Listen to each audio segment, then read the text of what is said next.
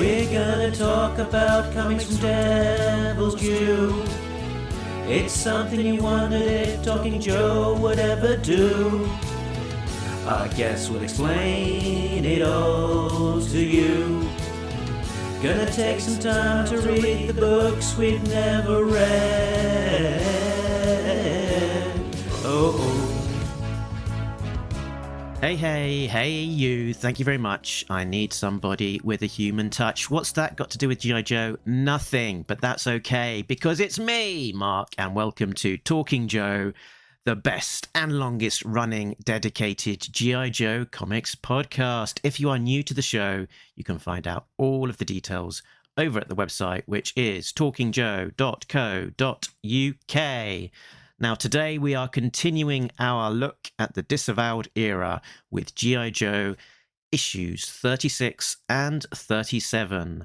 Union of the Snake, Part 1 and 2 of 6. This was from Devil's Due, November and December 2004.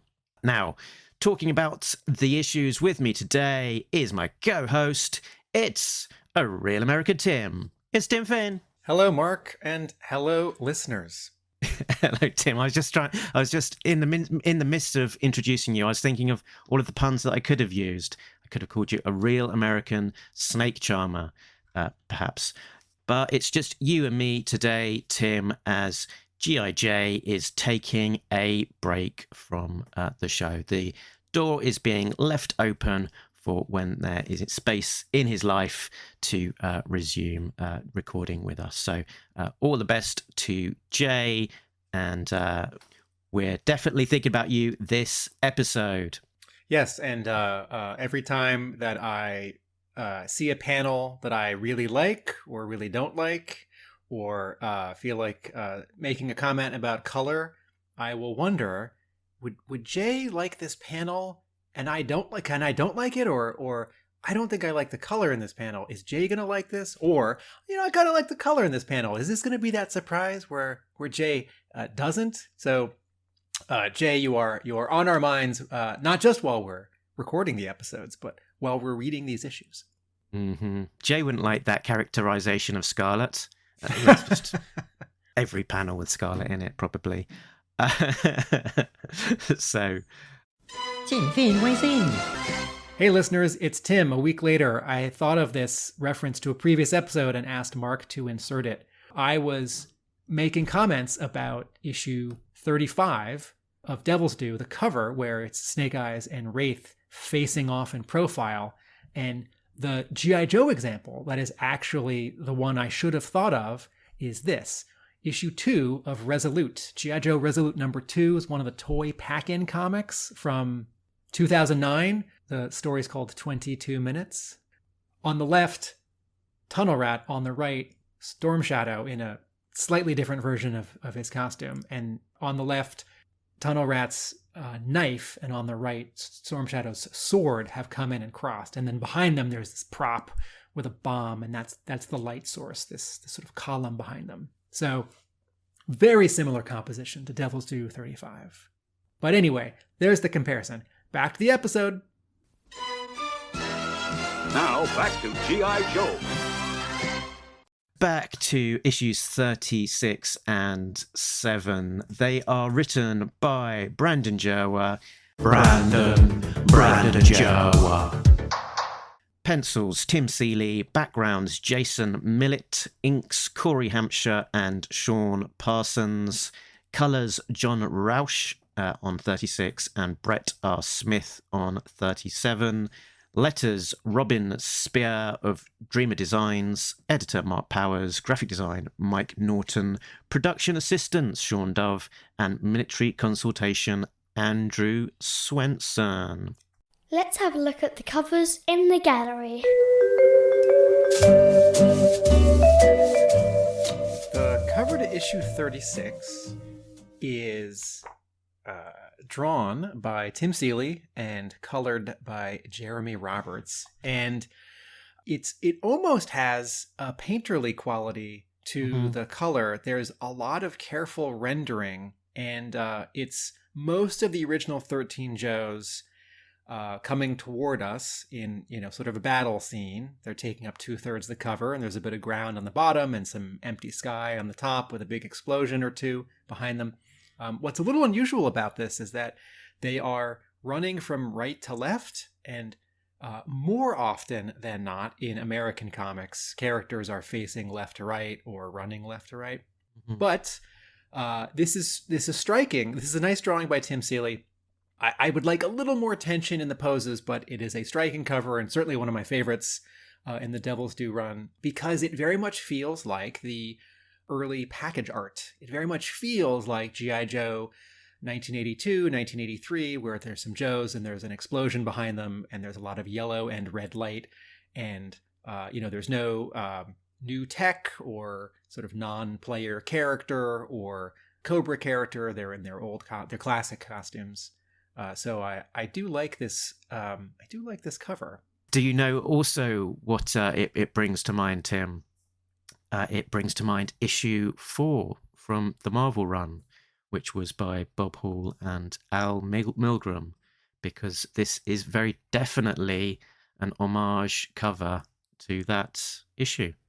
Huh. Okay. That's an interesting point. Yeah. Good call. The reason why this didn't occur to me is that if you were to describe the cover in words, yes, I think someone might see a big link between the two. If you were to put them next to each other, there are enough differences that they don't immediately announce themselves, and it is not an homage in that traditional sense where Seeley has redrawn the precise poses and the precise composition. This is one of these, what I might call definitional homages, where like it's the description. It's like, okay, these Joes left to right are doing this, and there are 2 explosions in the background. Now you draw it, right? So the original Hawk is wearing something on his head, and there's an American flag behind the 2 explosions, not a sort of orange sky. The Joes are just coming straight toward us, and then, the color of the ground is different in the original. It's blue with a little bit of blue-purple.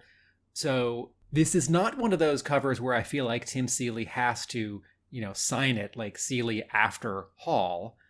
But yes, good call. This is definitely a kind of homage. Yeah, as you say, it's descriptively, it's very much the same, that you've got 2 big explosions in the background, and the Joes are on a battlefield running towards us, although not as you say, not as directly as they did on the original cover. And left to right, you've got Stalker, Snake Eyes, Hawk, Scarlet, and Rock and Roll. So very much the same subject, but executed in a very different way. I also appreciate this cover. This is chapter 1 of a new story, and the previous arc slightly reset things, or maybe that's not that. Set up a new status quo. Hawk is out, Cobra Commander is captured, Destro's in charge, and back when this issue came out, which remind us, cover dated November 04 and December 04. Back when this issue came out, I had stopped reading this series. I read the first 10 or so, and I came back for issue 21, and this cover did jump out at me, and it wasn't enough to get me to read it or to get back into the series, but I liked this cover, and I remember thinking, oh, this must be a flashback to year 1. Mm. And I think I had the general sense that this was after a big story and before another big story, or the beginning of a new story, and that something about this, maybe this was a fill-in, a chance to give the creative team, some time to catch up. Maybe someone else came in. Maybe there was a key flashback that spoke to early G.I. Joe. And I have to say, even though we're talking about the covers and not the interior, now that I've read the issue, I understand thematically how it links to the interior. But I am a little disappointed that it isn't just a flashback to some untold tale from around the first year. That would have been fun. And curiously, on the cover B for this issue that I've just pinged across to you, it's somewhat unusually, the cover B is the same drawing but with a different color treatment. So the cover A is Tim Seeley and Jeremy Roberts. Cover B, the second printing, is Tim Seeley and Brett R. Smith, and sort of executed with a less painterly kind of palette, I would say.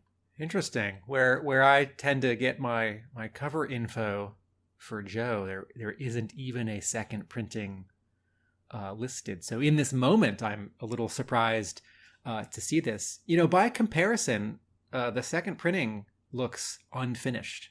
There's so much sort of yellowish along Hawk's legs and Scarlet's legs, and then Breaker's legs and Rock and Roll's legs. There's clearly a bright light behind them, because look at Snake Eyes' head and shoulder. Look at Hawk's head and shoulder. There's all that white, right? There's a really bright look at Scarlet's two thighs, right? She should be backlit, but then there must be some secondary light source sort of where we are. It's an interesting comparison.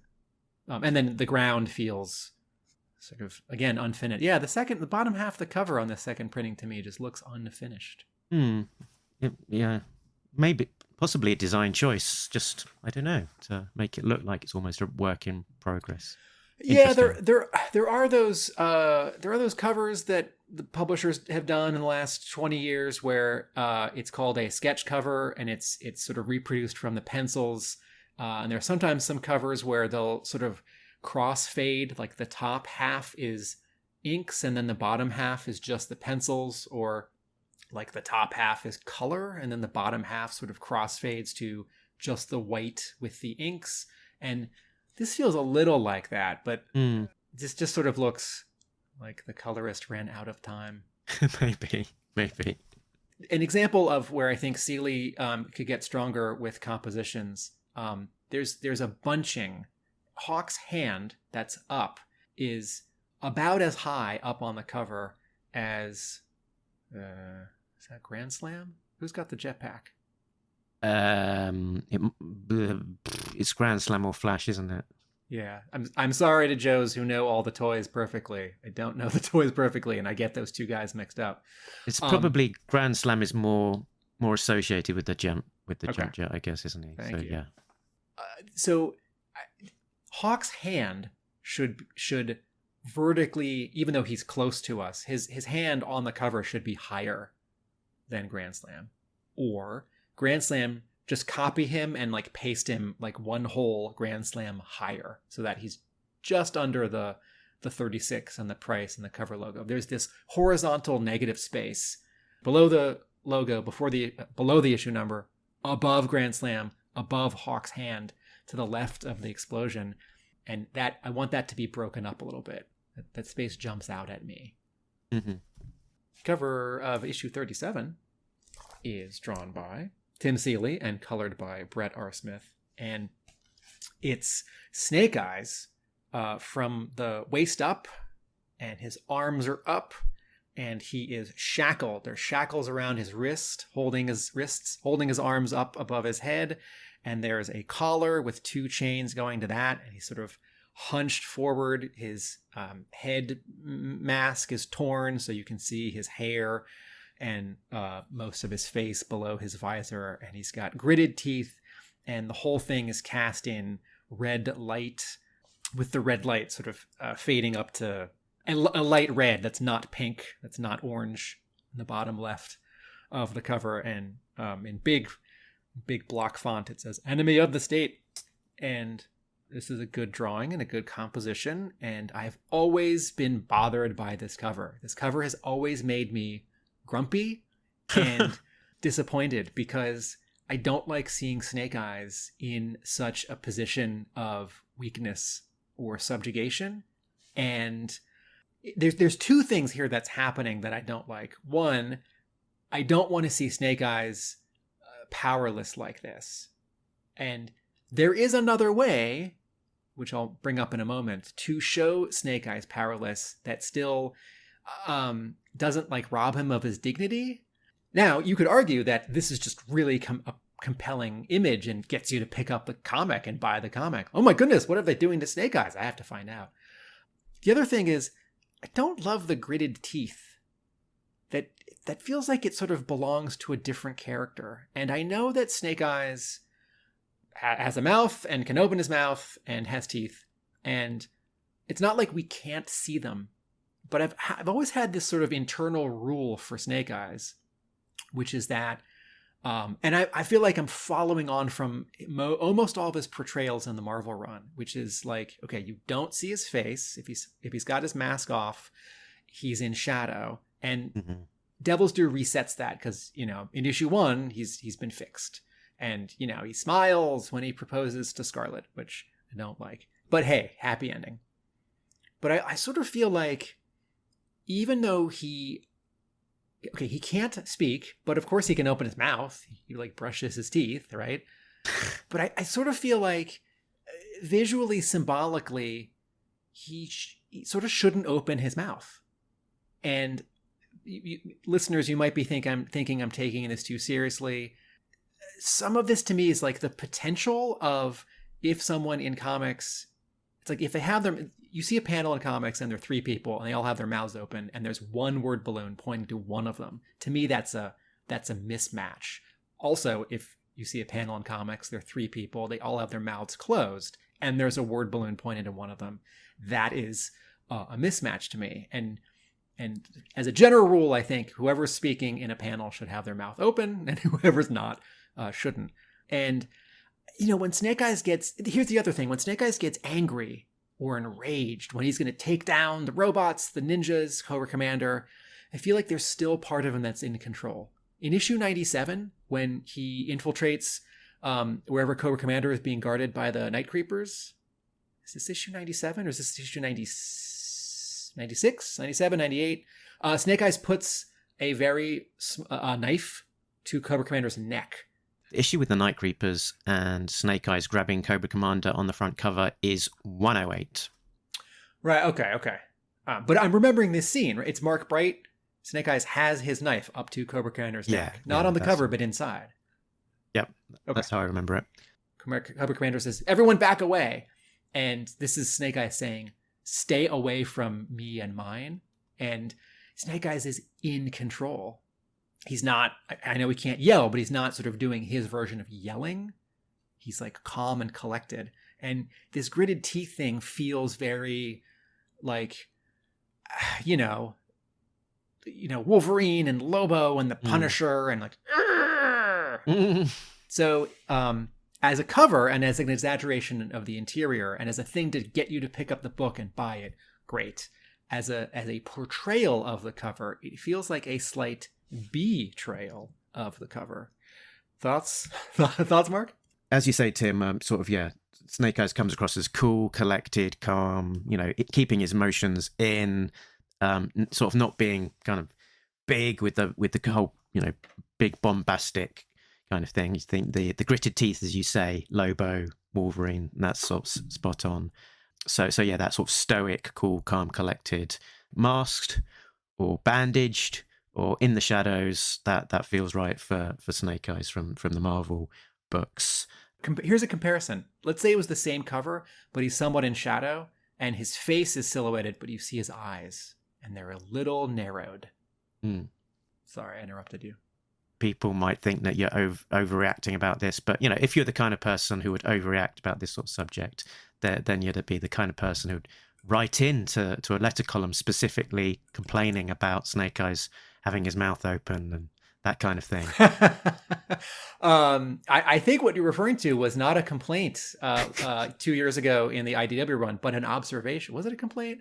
I remember the tone of my letter saying, hey, here's a slight inconsistency. And I recall Mr. Hama in his response saying, I never thought of it that way. But he agreed. He agreed with you, Tim. Yes, I felt wonderful. As a comparison, dear listeners, issue 269 of the continued Larry Hama run from IDW, which is chapter 4 of Snake Hunt. Cover A by Robert Atkins is Snake Eyes, I think unconscious, not asleep, behind bars on the floor of a jail cell. And there are some jail bar shadows cast over him, and we're seeing him between a couple bars. And that's a really striking cover, and I feel like it is one of the most interesting G.I. Joe covers ever. because we're seeing this powerful, all-powerful character in a position of subjugation, but it asks a question. It doesn't direct us too much. And then sort of as a sideways comparison, right? One issue earlier, IDW issue 268, Snake Eyes is on the ground amongst some rubble and Scarlet is behind him. And this is a very confusing cover because it's referencing issue 31 from the original Marvel run. And in the original cover, Snake Eyes is recovering from an explosion and a bad guy is looming over him. Whereas in this Snake Hunt chapter 3, it's Scarlet for some reason. Nice image, doesn't make sense. So the comparison here is Devil's Due 37 with IDW 269. And it's not a fair comparison, but here's a version of a different approach. Very good. I was also thinking about, because I was looking at it the other day, Dave Johnson's cover to Punisher Max, where the Punisher is behind bars, and very sort of design heavy version. Difficult to guess to convey that would be Snake Eyes, but and also an unfair comparison because Dave Johnson is one of the best cover artists out there. But for variety, why not?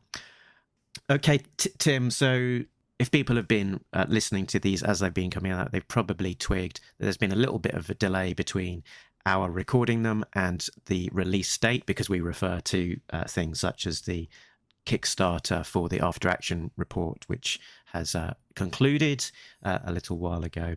And so actually, it's been a little while since we, as in you and me, last discussed Devil's Due. So before we get into a plot breakdown for this issue, I thought it might be useful just to have a recap of what happened last time. So Tim, if you could maybe give us the blurb of previously on G.I. Joe, please. All right, this is from the inside front cover of 36. Last issue. Cobra, an armed militia dedicated to the overthrow of the U.S. government, has unleashed a wave of violence that not only destroyed a city, but compromised their enemies, G.I. Joe. A squad of Joes has been dispatched to New Moon, Colorado, to extract a group of their colleagues who'd been assigned to investigate the suspected Cobra Front town. Both sides took casualties, but when it was clear the Joes had the drop on them, Cobra turned the tables in the most heinous way possible. They detonated massive explosions throughout the city, destroying it completely. Worse, they were able to manipulate the media into blaming the Joes for the seemingly innocent town's destruction.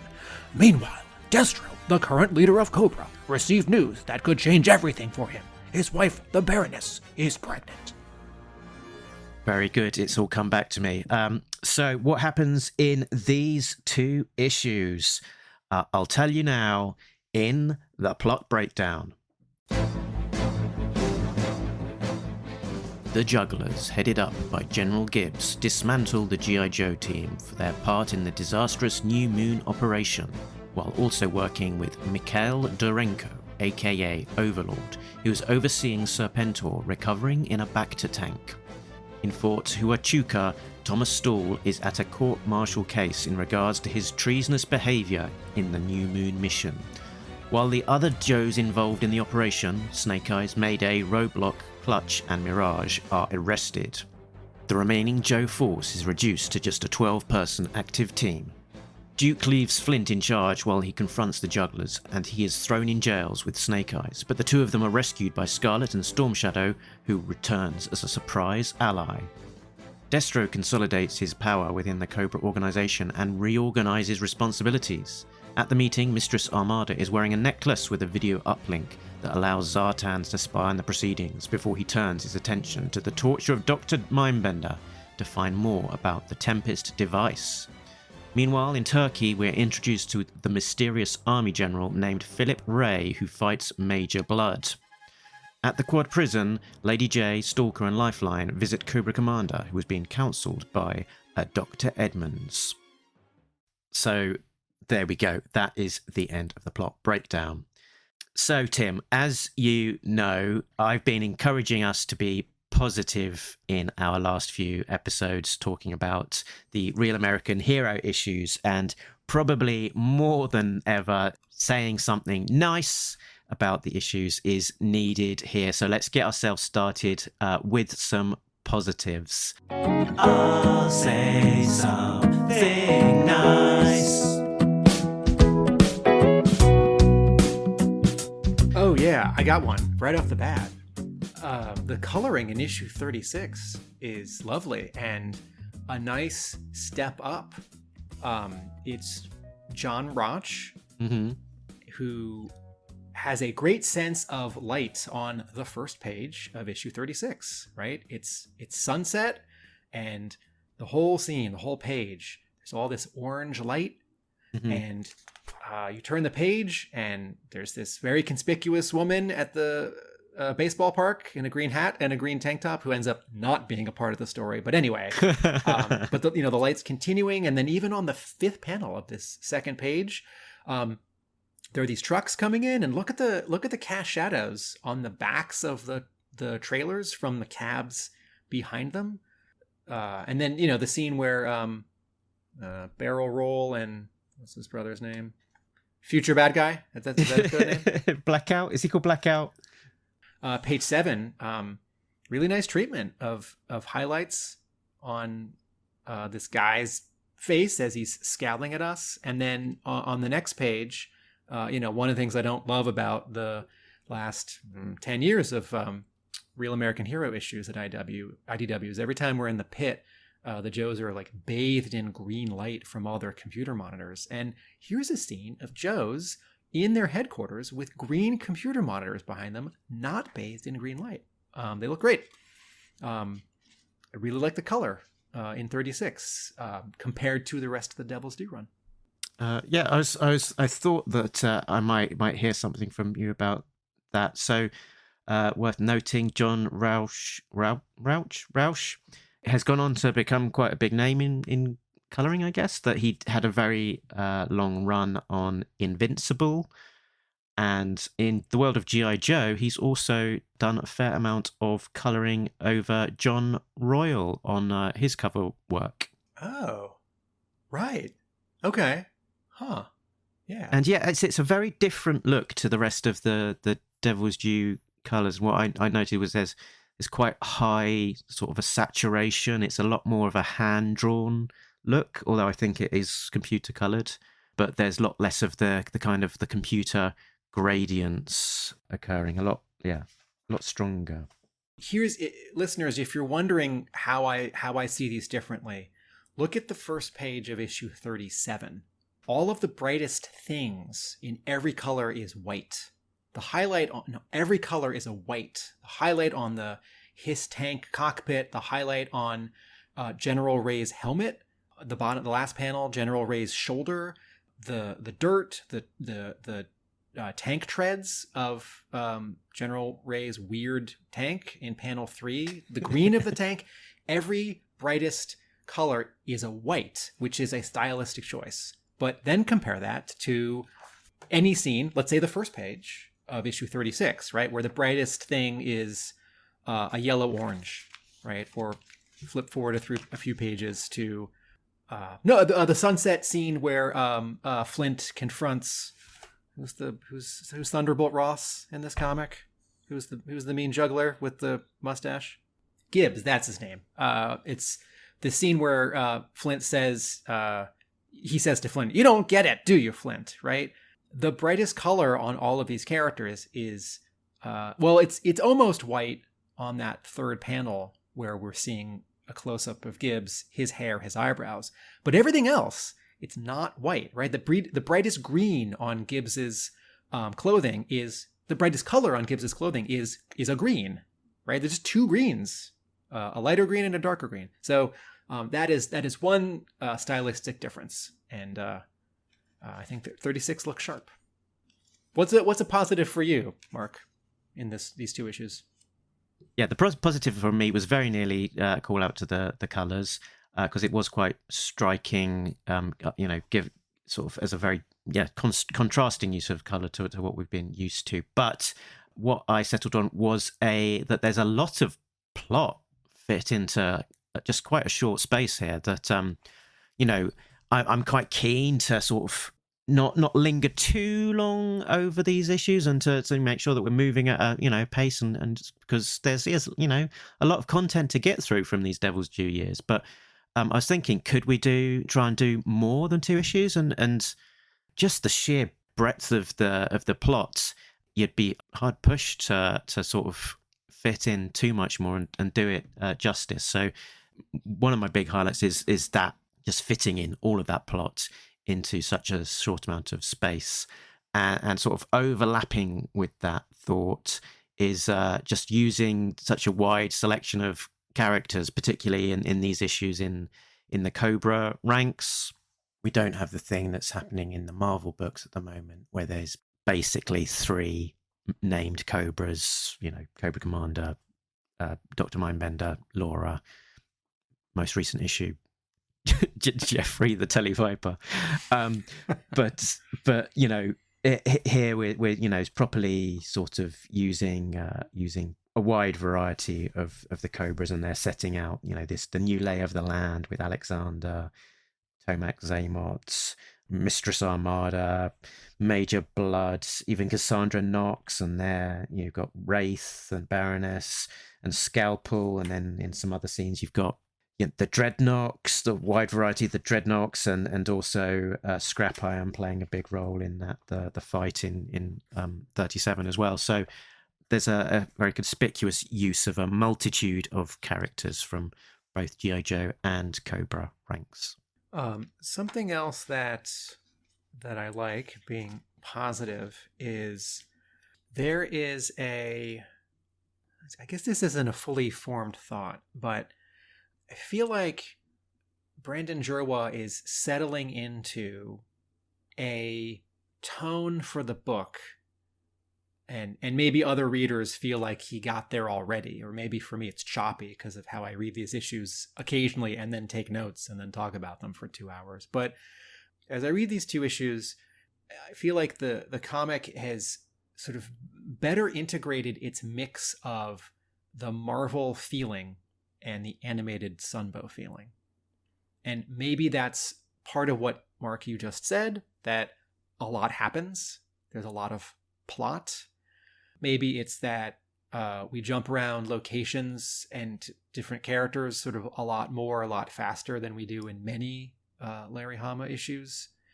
Maybe it's the sort of how the jugglers are used in these 2 issues, and there's this mystery guy that Gibbs is talking to in issue 36, who's got a claw hand, who you'll have to tell me if that's someone who I should know who that is. Yeah, I don't think he's meant to be a mystery guy, but he isn't necessarily introduced in such a way that a casual reader would immediately realize it. So he's introduced as Mikhail, and he is Overlord, who is sort of Serpentor's second in command. Right. Okay. So did we see him without his helmet in previous issues? Ooh. So he did show up in issue 27 when Gibbs and the Jugglers paid a visit to Serpentor before, and it was a bit of a confusing sequence that we sort of tried to unpick a bit at the time. I think he might have also appeared in Master and Apprentice, but I've not reread that yet, so I can't be completely sure about the significance of that appearance. Because the toy, he has a face mask, and all you see is sort of the sunglasses part of his face, his eyes, and here he has like a scarred eye and this sort of golden gauntlet claw, which does speak to his action figure, his full costume that we've seen before. But A, I don't remember if he's been called by his first real name before in the Devil's Due comics, and B, as you just said, he's not referred to here as like a quote-unquote overlord. We don't see his costume hanging up behind him in a panel. But there's something about the sort of conspiratorial forces at work here in these issues, where something bad is going to be happening to the Joes, and it feels a little simple. It is proceeding logically, and it is there is groundwork being laid for it. It doesn't just sort of fall on them.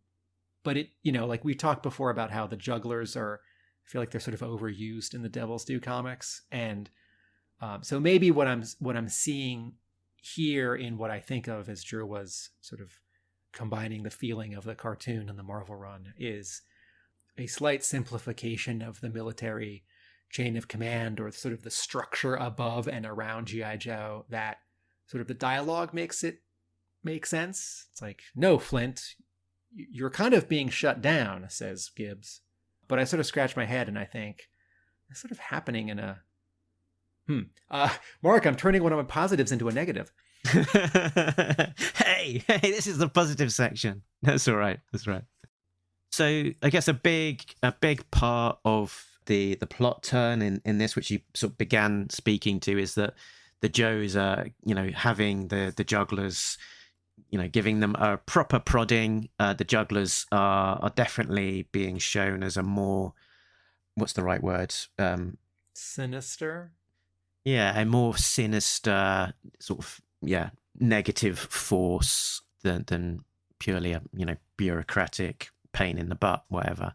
There's definitely something, there's some malice or some badness coming from the jugglers here, and sort of alluding to maybe some things that we don't necessarily fully understand. But your General Thunderbolt chap is definitely a bit of a bad egg. So the Joe force is scaled back in this issue to a force of 12-member G.I. Joe team, the team being Stalker, Mercer, Shockwave, Spirit, Lifeline, Barrel Roll, Firewall, Shipwreck, Gung Ho, Grand Slam, Lady J, and their stand-in leader, Flint, while Hawk is paralyzed and not taking an active role, and Duke is off on a covert op trying to have a breakout. What do you think of the scale back of the team and the team that they settled on? I think it makes more sense because the bit where Gibbs says the green shirts are getting sort of deployed back to the branches from which they came, that's good. The Joes getting scaled back to 12 feels like it feels a little like Jerwa is thinking that the team had gotten too big under Blaylock and he needs to sort of make it make more sense. It's like, I feel like we were just there. It's like we got a small team and we'll call up the reserves by mission as we need them. And then we're going to make a big fuss about how I need everyone to come back, and you're all welcome to come back, and everyone comes back. And Duke even says so when he's talking to the original Joes here in 36. It's like, oh, when you all came back, I didn't expect all of you to come back. So this feels not like backpedaling. I guess it feels like backpedaling.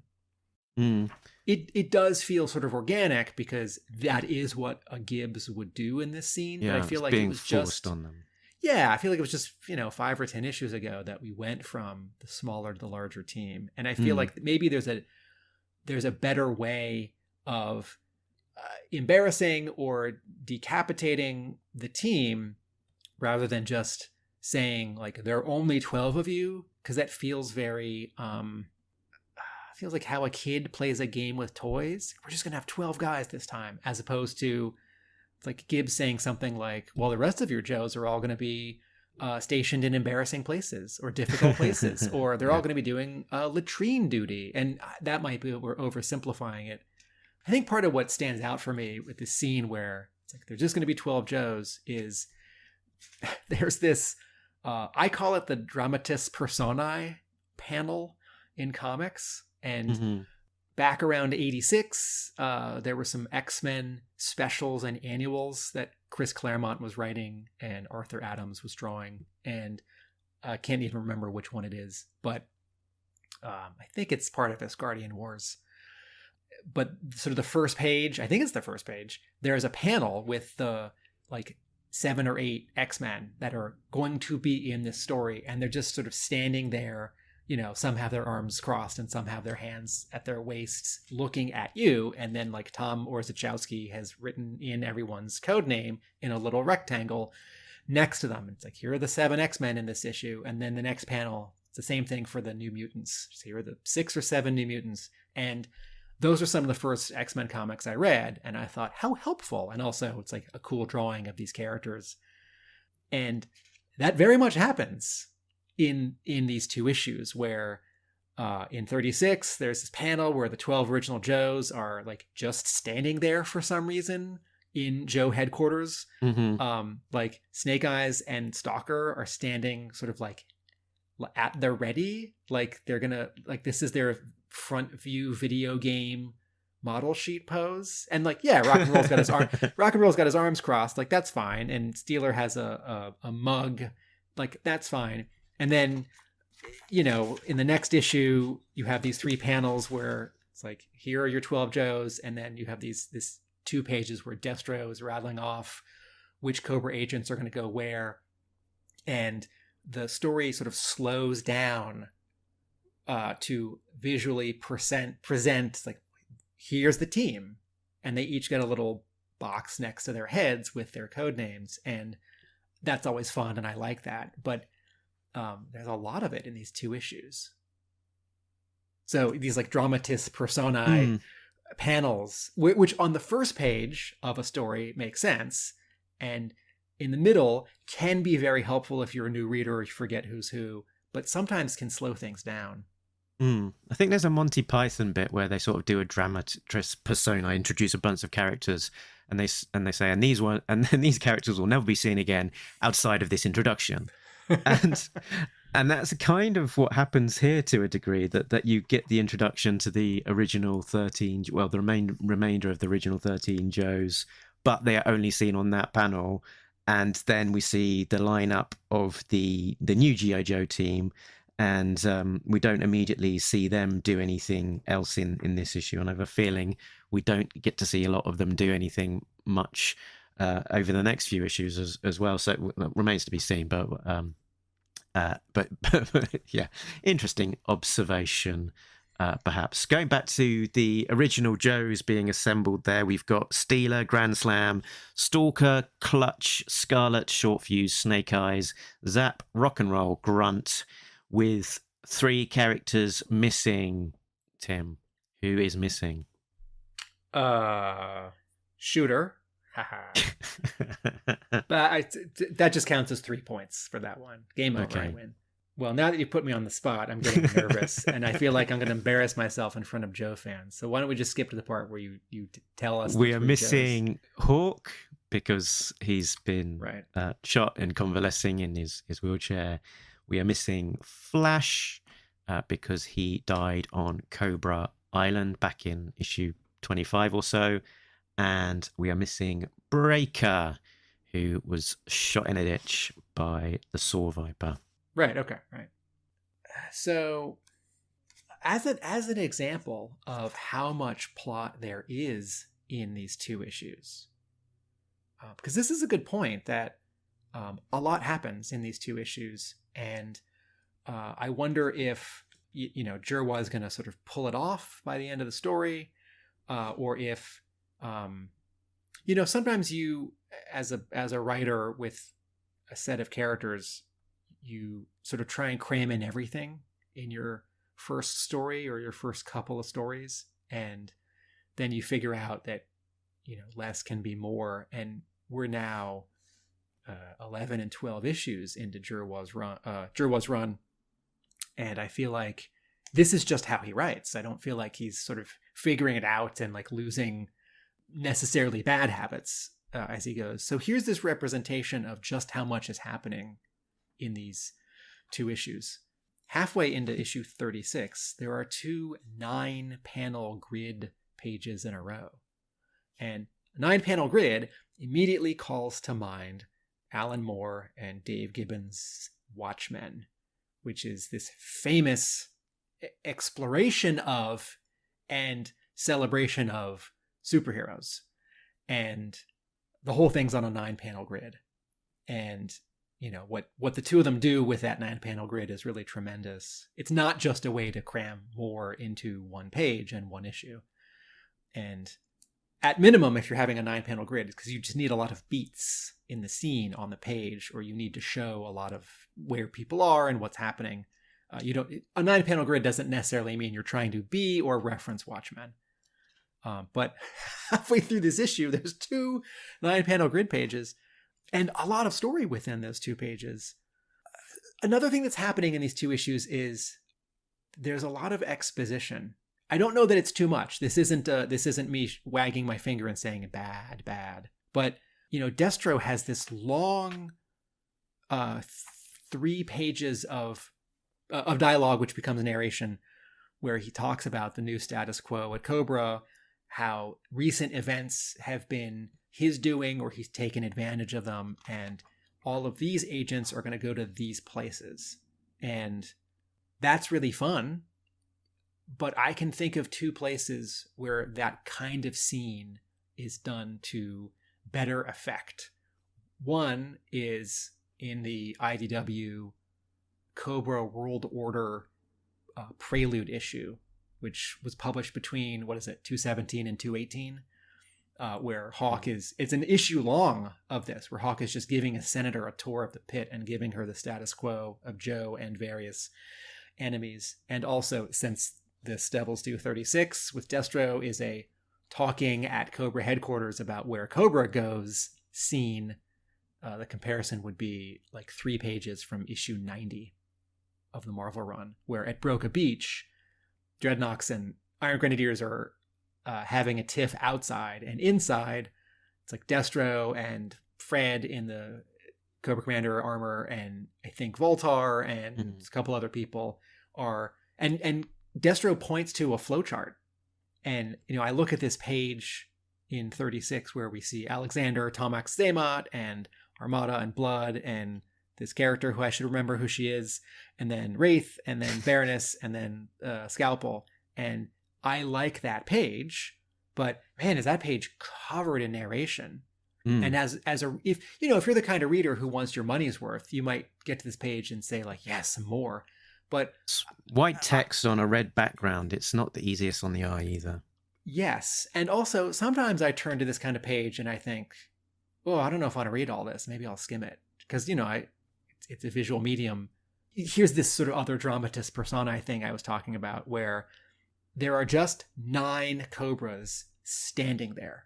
And they're not doing anything. No one's like holding a coffee mug like Steeler was a couple pages earlier. No one's like, the Meta Viper wouldn't be taking the Baroness's temperature because they're all listening to Destro lay this out, but no one's doing anything. And I want some more variety in sort of where they're standing and how they're sitting, and or if there's a sense that Destro's really in charge, like he's 2 steps up on a little dais or like a higher part of the headquarters, and they're lower and they're looking up at him. But no, he's just talking for 2 pages, and there are 9 Cobras just standing there listening to him. So it's a lot of dialogue. But I like the color of the page. But no flip chart with an organizational hierarchy. It's upsetting. What else is going on? We've got the return of Xandar. So back in issue 32, there was a person, Mindbender, made his way to Zartan's compound, and after being a little bit threatening, he's met with a knife to his throat. So presumably the person with that knife to Mindbender's throat in issue 32 was Xandar. I thought the reveal that he was alive was a little bit underwhelming. It was little bit throwaway. Yeah, he just walks in through a doorway, and Zartan says, Xandar, your friend and I were having another discussion. For me, the letdown was Mindbender has this convincing 2 word balloons where he says, Zartan, how can you just let Xandar walk free without consequence? He took up arms against you and your family. And Xandar says, I was lost. I was confused. Serpentor twisted me and Zartan healed me. And I wanted a little more than that. And maybe that's 2 panels of Zartan standing between Mindbender and Xandar and like clasping his brother's arm and saying, yes, Mindbender, you don't understand the bonds of family. And then, there's a silent panel where Xandar like puts his hand on Zartan's shoulder. But it's just sort of explained away with Xandar's response. And I feel like I mean, there's a lot of forgiving in Cobra all these years. Someone tries to assassinate someone else, and then it's like, well, you can come back to the team. I'm going to start my own army. Well, I'm going to try and assassinate you. Well, you can come back to the team. Exactly. Well, Destro has got Tomax and Zaymot there, and what they're going to be doing, they are leaders of the Crimson Guard, and they will expand the business reach. They'll travel to countries occupied by the Coil and use legitimate business travel channels to sponsor new governments that they will establish in the name of Cobra. So, yeah, only an issue or so ago, they were trying to sort of overthrow Destro and assume can command. But, now they're a key part of his new structure. So Cobra is generally very forgiving. If every time someone betrayed Cobra, they wouldn't have any agents left. Speaking of betraying Cobra, there's a scene in 36 that rubbed me the wrong way. So we're talking about Zartan and Xandar are talking in front of Mindbender, and what we haven't said so far yet is that Mindbender is strung up. He's got torn pants, no shirt, and he's hanging from the rafters of a warehouse with shackles on his wrists, and he's chained. He's actually being hanged from his his wrists in chains. And oh please no more. And then Zartan walks away, and Burnout, Road Pig, and who's this other Dreadnought with the big Heart Wrench? Heart Wrench? Okay. Well, Heart Wrencher? I can never remember. Each of them has vicious, terrible weapons, and as Zartan and Xandar leave the scene, in silhouette in the background, you see Mindbender still hanging, and two of the Dreadnoughts with their weapons start to attack him. Zartan, wait! Zartan! And I don't like that. I don't like torture in my G.I. Joe comics. Yeah, so it's a bit full on. If you're going to hit someone with a cinder block on the end of a stick, it's going to do some damage. Yeah, so there's both a mismatch where when we see Mindbender in the next issue, having now decided to help Zartan and Zartan accepting his help, he's got a couple little marks on his face, and they're not colored like bruises, but they're sort of inked like they might be scratches and bruises. So that doesn't seem proportionate with getting beaten with a lead pipe and a cinder block on a stick. But also, this doesn't feel like Zartan. However angry Zartan is at Mindbender, or however much he needs Mindbender to heal to him, this isn't really Zartan. I feel like Zartan would threaten him with a knife, or would, I don't know. I mean, I don't like it. And that's interesting you say that Zartan is acting out of character. So let's put a pin in that thought and maybe come back to it in a couple of issues' time. Okay. ... So Cobra. So we start issue 36 with Cobra, a Cobra agent killing a guard to get into this stadium, and Cobra member attack helicopters covering the stadium audience in red light, and they play a message asking the audience to ask questions about what is going on in the world. I think they're trying to convince, this is meant to be a PR exercise such that Cobra are meant to say, look, think about your leaders, we're the, maybe Cobra's good. But if I was an audience member at that game, I think my takeaway would be is that Cobra are terrifying. They're out of control terrorist organization, and they need to be stamped out. So my personal takeout, probably not the same as they were intending. I like the idea here that Cobra is sowing mistrust and discord amongst a civilian population. And we have seen that both in comics and in animation. I think there's a slightly different version of this scene that works better.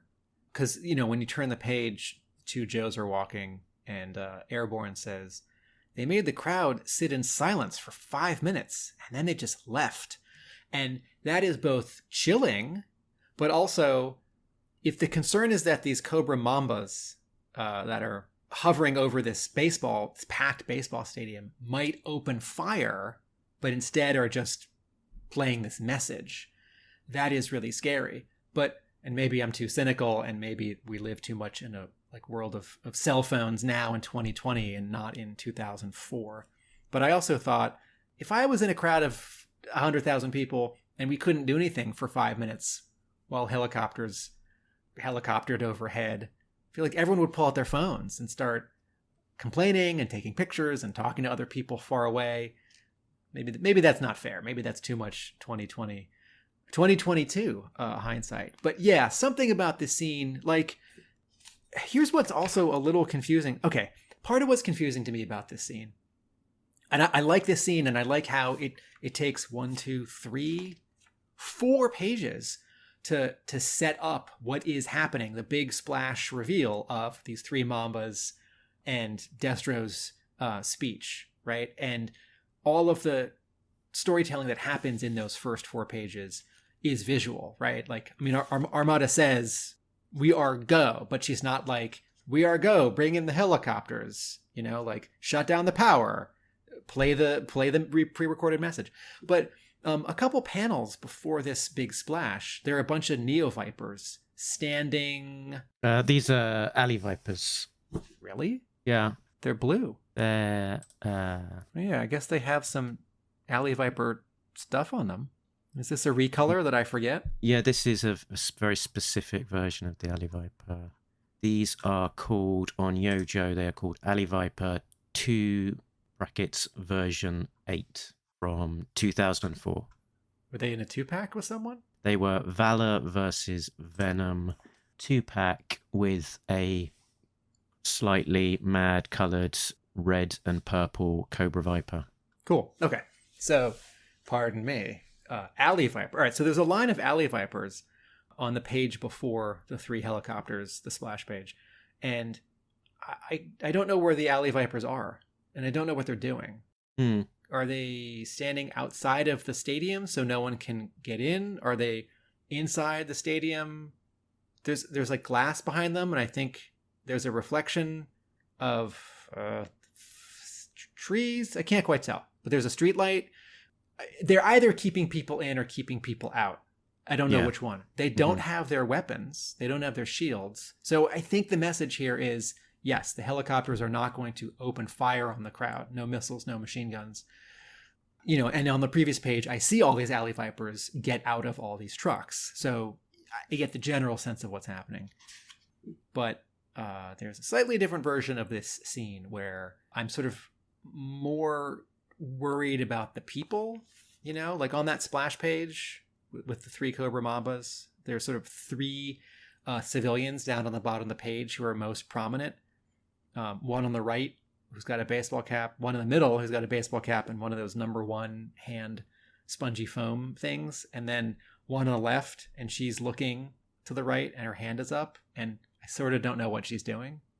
So this scene is very close for me.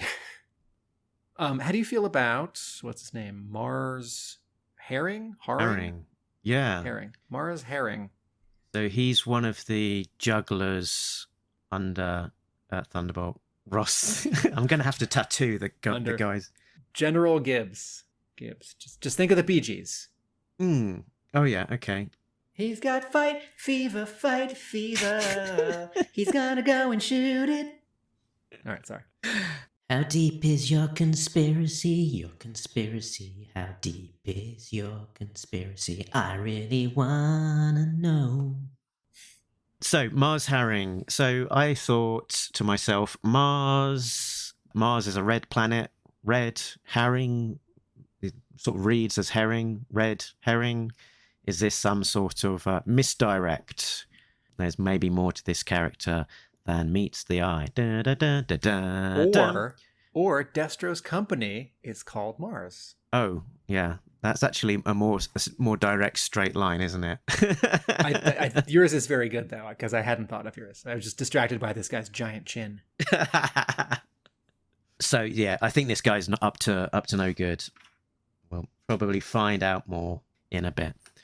I'm a little torn, because on the one hand, I've said, I think the jugglers are being overused. And a solution would be to make me sort of care about them more. The villains you love to hate, make me hate them more. And a way to do that is to give them names and individual And more time. identities. Part of what threw me off with the scene where he's introduced is that there's a Joe I don't recognize who's sitting next to Flint across from Lady J on the page where Mars gets introduced. And I thought, is that Barrel Roll or someone? And then I realized the second time I read this comic, that's Duke with his hair colored wrong. Huh. You see the panel where this guy says, Mars herring, sir? Yeah. So that's brown hair, but Duke has blonde hair. And on the next page, on the final panel, on the next page, on the second to last panel, that's that same costume, but now that guy has blonde hair. And I thought, oh, that's Duke. Well, of course that makes sense. It's Duke and Flint and Lady J who are having this brief. But I was sort of wondering why this sort of new Joe from 2003 wandered into this scene. Anyway. Yeah. And there's another guy as well there. Who's the guy in between brown-haired Duke and Flint on that table? Oh, is that maybe... Oh. That might be Claymore? Oh, yeah, okay. He was... Yeah, was he in the previous issue? He was in the previous issue when... Yeah, he was in the previous issue. But again, I think not coloured consistently with how he was coloured in the previous issue. So, okay. One of the things that you get for having a writer who's fitting a lot of story and dialogue and many characters into an issue or two, and also an artist who's good but still learning, is this thing where if you just read the previous issue, you might know the context for the scene and you'd think, oh, that's Claymore. But this scene only shows, we think it's Claymore, one time from behind, from far away. And he doesn't say anything in the scene, so you don't have to introduce him visually, but shouldn't you? And let's go back 2 pages, right? Here's another very similar representation of this problem. When Airborne and Barrel Roll walk into this hearing room at Fort Huachuca, Arizona, there's an establishing panel of outside. There are 3 panels of them walking down the hall, and then there's a panel of them having now entered the room. And very small in the back of the panel is a judge up at a judge's bench with a big American flag behind him. And the judge has dialogue. And then there's some response, and then there's a close-up of someone responding. And then the final panel of the page is an over-the-shoulder shot from behind the judge looking down at Barrel Roll and whoever's next to him. I think it's still Airborne. And the judge has 3 word balloons of dialogue on this page, isn't named, which is okay, right? I mean, according to the rules of these 2 issues, like Gibbs is named, Herring identifies himself, everyone else gets a yellow caption box next to their head with their code name. So maybe we should know in discussion, right? Like maybe as Barrel Roll and Airborne walk down the hall, maybe there needs to be an added word balloon where one of them says, oh, Judge Henderson is a real hard ass. I don't think this is going to go well for your brother. Or, oh, Judge Henderson is a softie. I think this is going to go well for your brother. Or, here we are at Judge Henderson's chambers, room, office, hearing space, box, cube. But even if he doesn't get named, I feel like because Seeley doesn't show me what he looks like, I wonder if I'm not supposed to know what he looks like. Are you withholding this on purpose? And I wish that there was a close-up of this judge where we could see his face. Like, well, does he have a mustache? Does he have a receding hairline? Is he, 50-60 or 60-70? And it's not important. It's not vital to the story.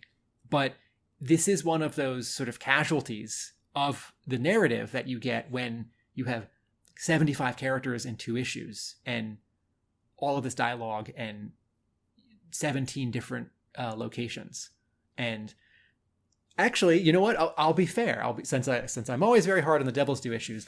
This scene reminds me of something else from G.I. Joe, the court-martial scene from 1987's animated G.I. Joe the movie, where a Joe and his brother are in front of not one judge, but a panel of 5, including Hawk and 4 people we don't quite know who they are. I think one of them might be Wild Bill, but that might just be the mustache that looks similar.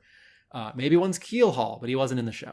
And that scene where a Joe defends his brother for getting people hurt. That scene, I have always sort of wondered, who are those other 4 guys? And I wish that G.I. Joe the movie slowed that scene down or added a couple seconds beforehand so we could know who else is up on that panel with Hawk. And the other 4 don't have dialogue. Hawk does. So it's not required, but it does leave me wanting a little more. Also, like, G.I. Joe the movie, the script is a little bit longer, and there are like 2 scenes that got cut from the script and not animated, right? So, like, of course, the courtroom scene with people that don't even talk, that's not going to get any longer. I think I'd always assumed that that panel of kind of justices were like the jugglers in the movie, or an equivalent. Do you mean like generals who are out to get G.I. Joe? Like do harm to G.I. Joe? Not necessarily, but an oversight committee of generals. Yes. Since, not that this podcast is about the cartoon, but since the animated series did so little of other military members above G.I. Joe, there's like Admiral Ledger in a couple episodes, but sort of that's it. Those 4 other guys in the movie always stuck out at me. It's like the fact that Lowlight gets a line, he gets to say, "Showtime." Yeah. It's like, yeah, give someone else something to do in this. Anyway, otherwise it's like, where are the Joes? Let's get back to issue 36. So yeah, this same sequence, what bothered me about it, or what I struggled with is the fact that we've got 4 Joes in identical green suit, sort of the army formal dress. Green. Yeah. Not all completely transparently identified, and sort of only appearing a brief time, for a few panels at a time. You've got the barrel roll Dwight Stahl talking to Airborne. I think his codename now is Mr. Airborne. Mr. Airborne. And then it is Blackout. So Thomas Stahl, who is the the person who's having this sort of trial or whatever they call it. And then the next person we have is Mirage, who is sort of only referred to in a quite small way at the bottom of the page. Why do I even bother Mirage? But again, a guy, brown hair, in the greens. And then, we don't see any of these people again for a little while. And on the facing page, you've also got Duke, who is looking almost identical to Thomas Stahl. So it's a little bit tricky to follow. Yeah. Talk about a scene that wants some dramatis personae name labels.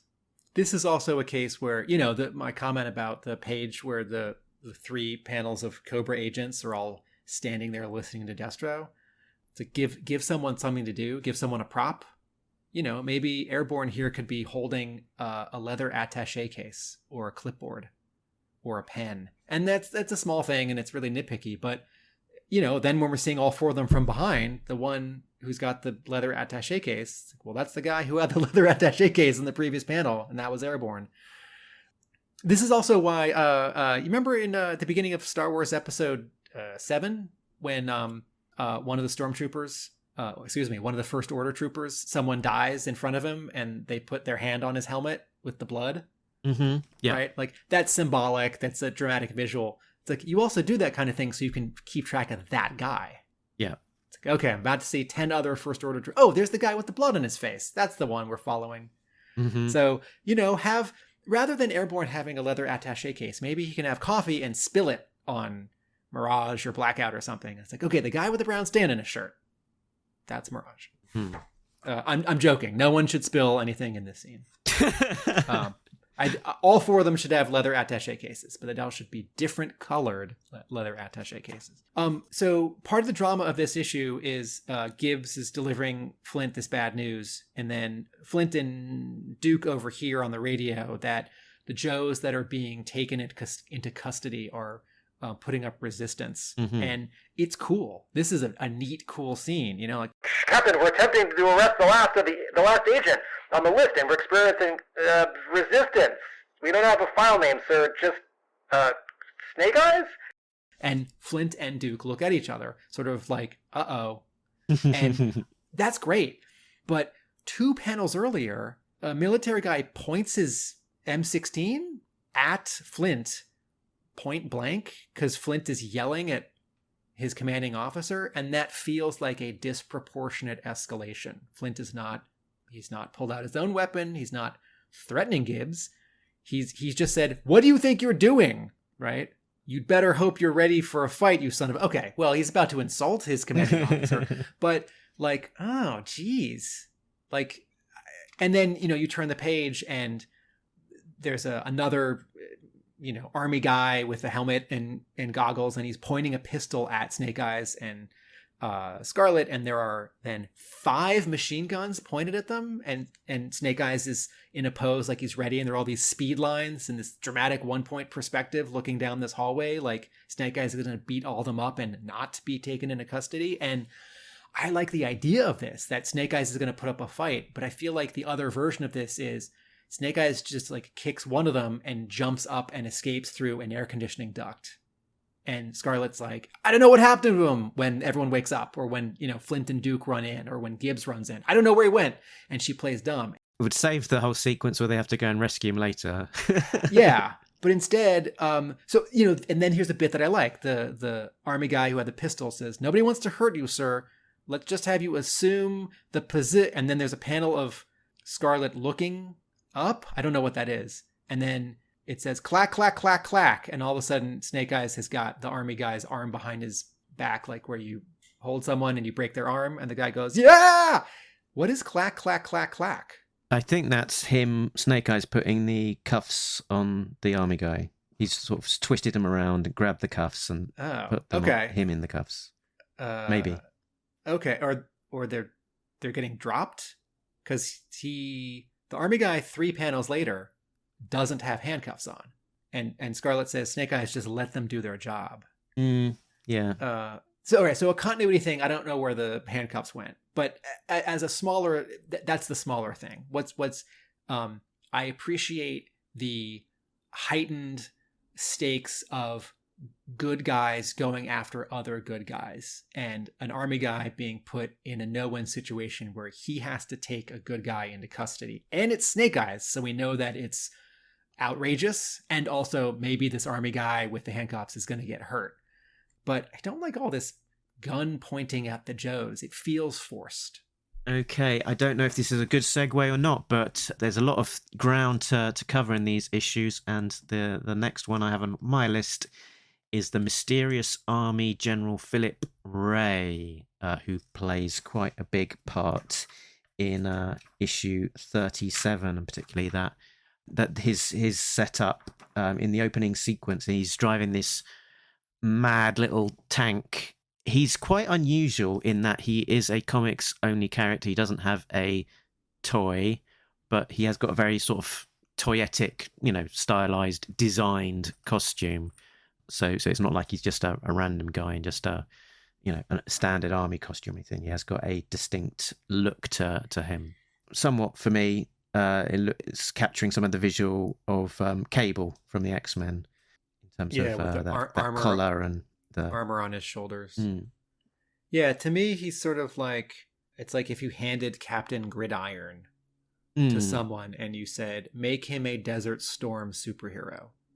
So you've got the sort of, like you were saying, sort of the armor, football, helmety stuff, but the colors are, more desert and restrained. But he's also got this blade, this retractable blade from his wrist, which doesn't quite feel like G.I. Joe. It feels like not standard army issue, is it? Right. It feels like comic books. And also, he's a general, but he's leading the attack. He's on the front line, and he's in his own little mad little green tank going and then collision head on with. So on this first Major page blood. On the first page of 37, it's hard to see, but there are 2 other tanks behind him with some other people. But I'm gonna use that F word again from my previous comment about Snake Eyes getting taken into custody. This feels forced, that he's this unstoppable one-man army. Like Cobra characters are generally not killed or maimed, but this guy just chopped off Major Blood's hand, and he smashes his tank into a Cobra hiss and lunges from it. Like the scale of this fight, that it's this one-man army, and also that he takes on Blood all by himself. And did I mention he's a general, right? He's not an E5 or an E6, right? Like, we've seen Hawk go into battle, and like Hawk gets a comic book costume for his, 1990 costume with the jetpack and in Gambit's like headpiece. Oh, right. Yeah, yeah. Like, that is a comic book costume. That just is. Now, it's still some military because he's got the like the straps, that you have when you're like gonna jump out in a parachute. Also, General Ray, there's this thing where he's, like 50 or 60 and his hair is gray or white, but he's got this like full head of hair. It's not receded. It's not combed back or combed over. It's flocked like a Oh yeah, like a real live G.I. Joe with eagle eyes and so whatnot. From the get-go, I either don't like this guy or I don't trust this guy. Mm.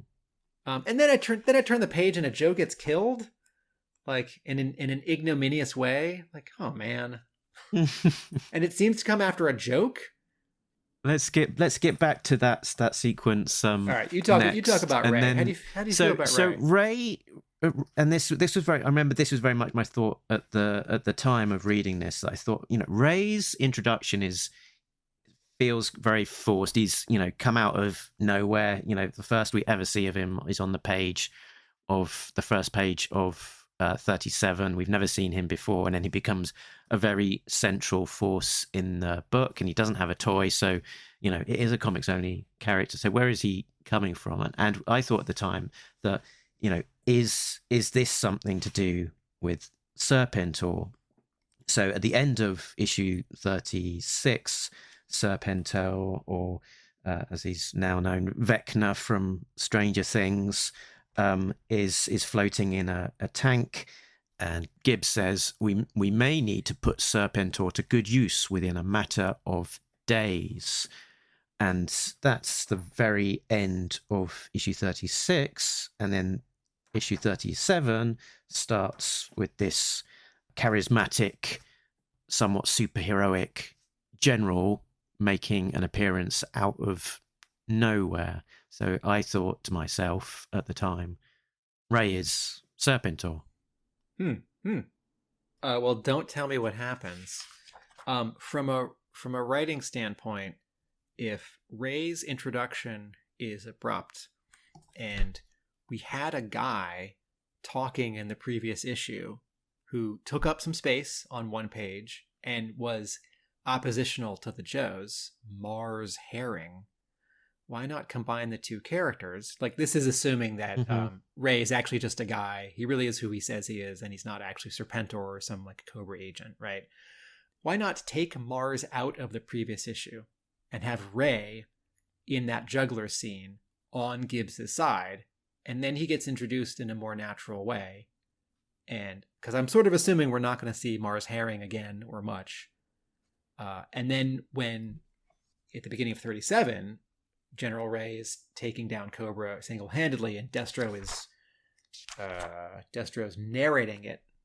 The United States government has declared war on Cobra, and they need a new figurehead to lead the attack. His name is General Philip Ray. He's arguably the most powerful military. Again, this superhero thing. He's arguably the most powerful military presence the United States has employed in the last half century. Like, what? But okay, it's like, I think you're describing Super Soldier.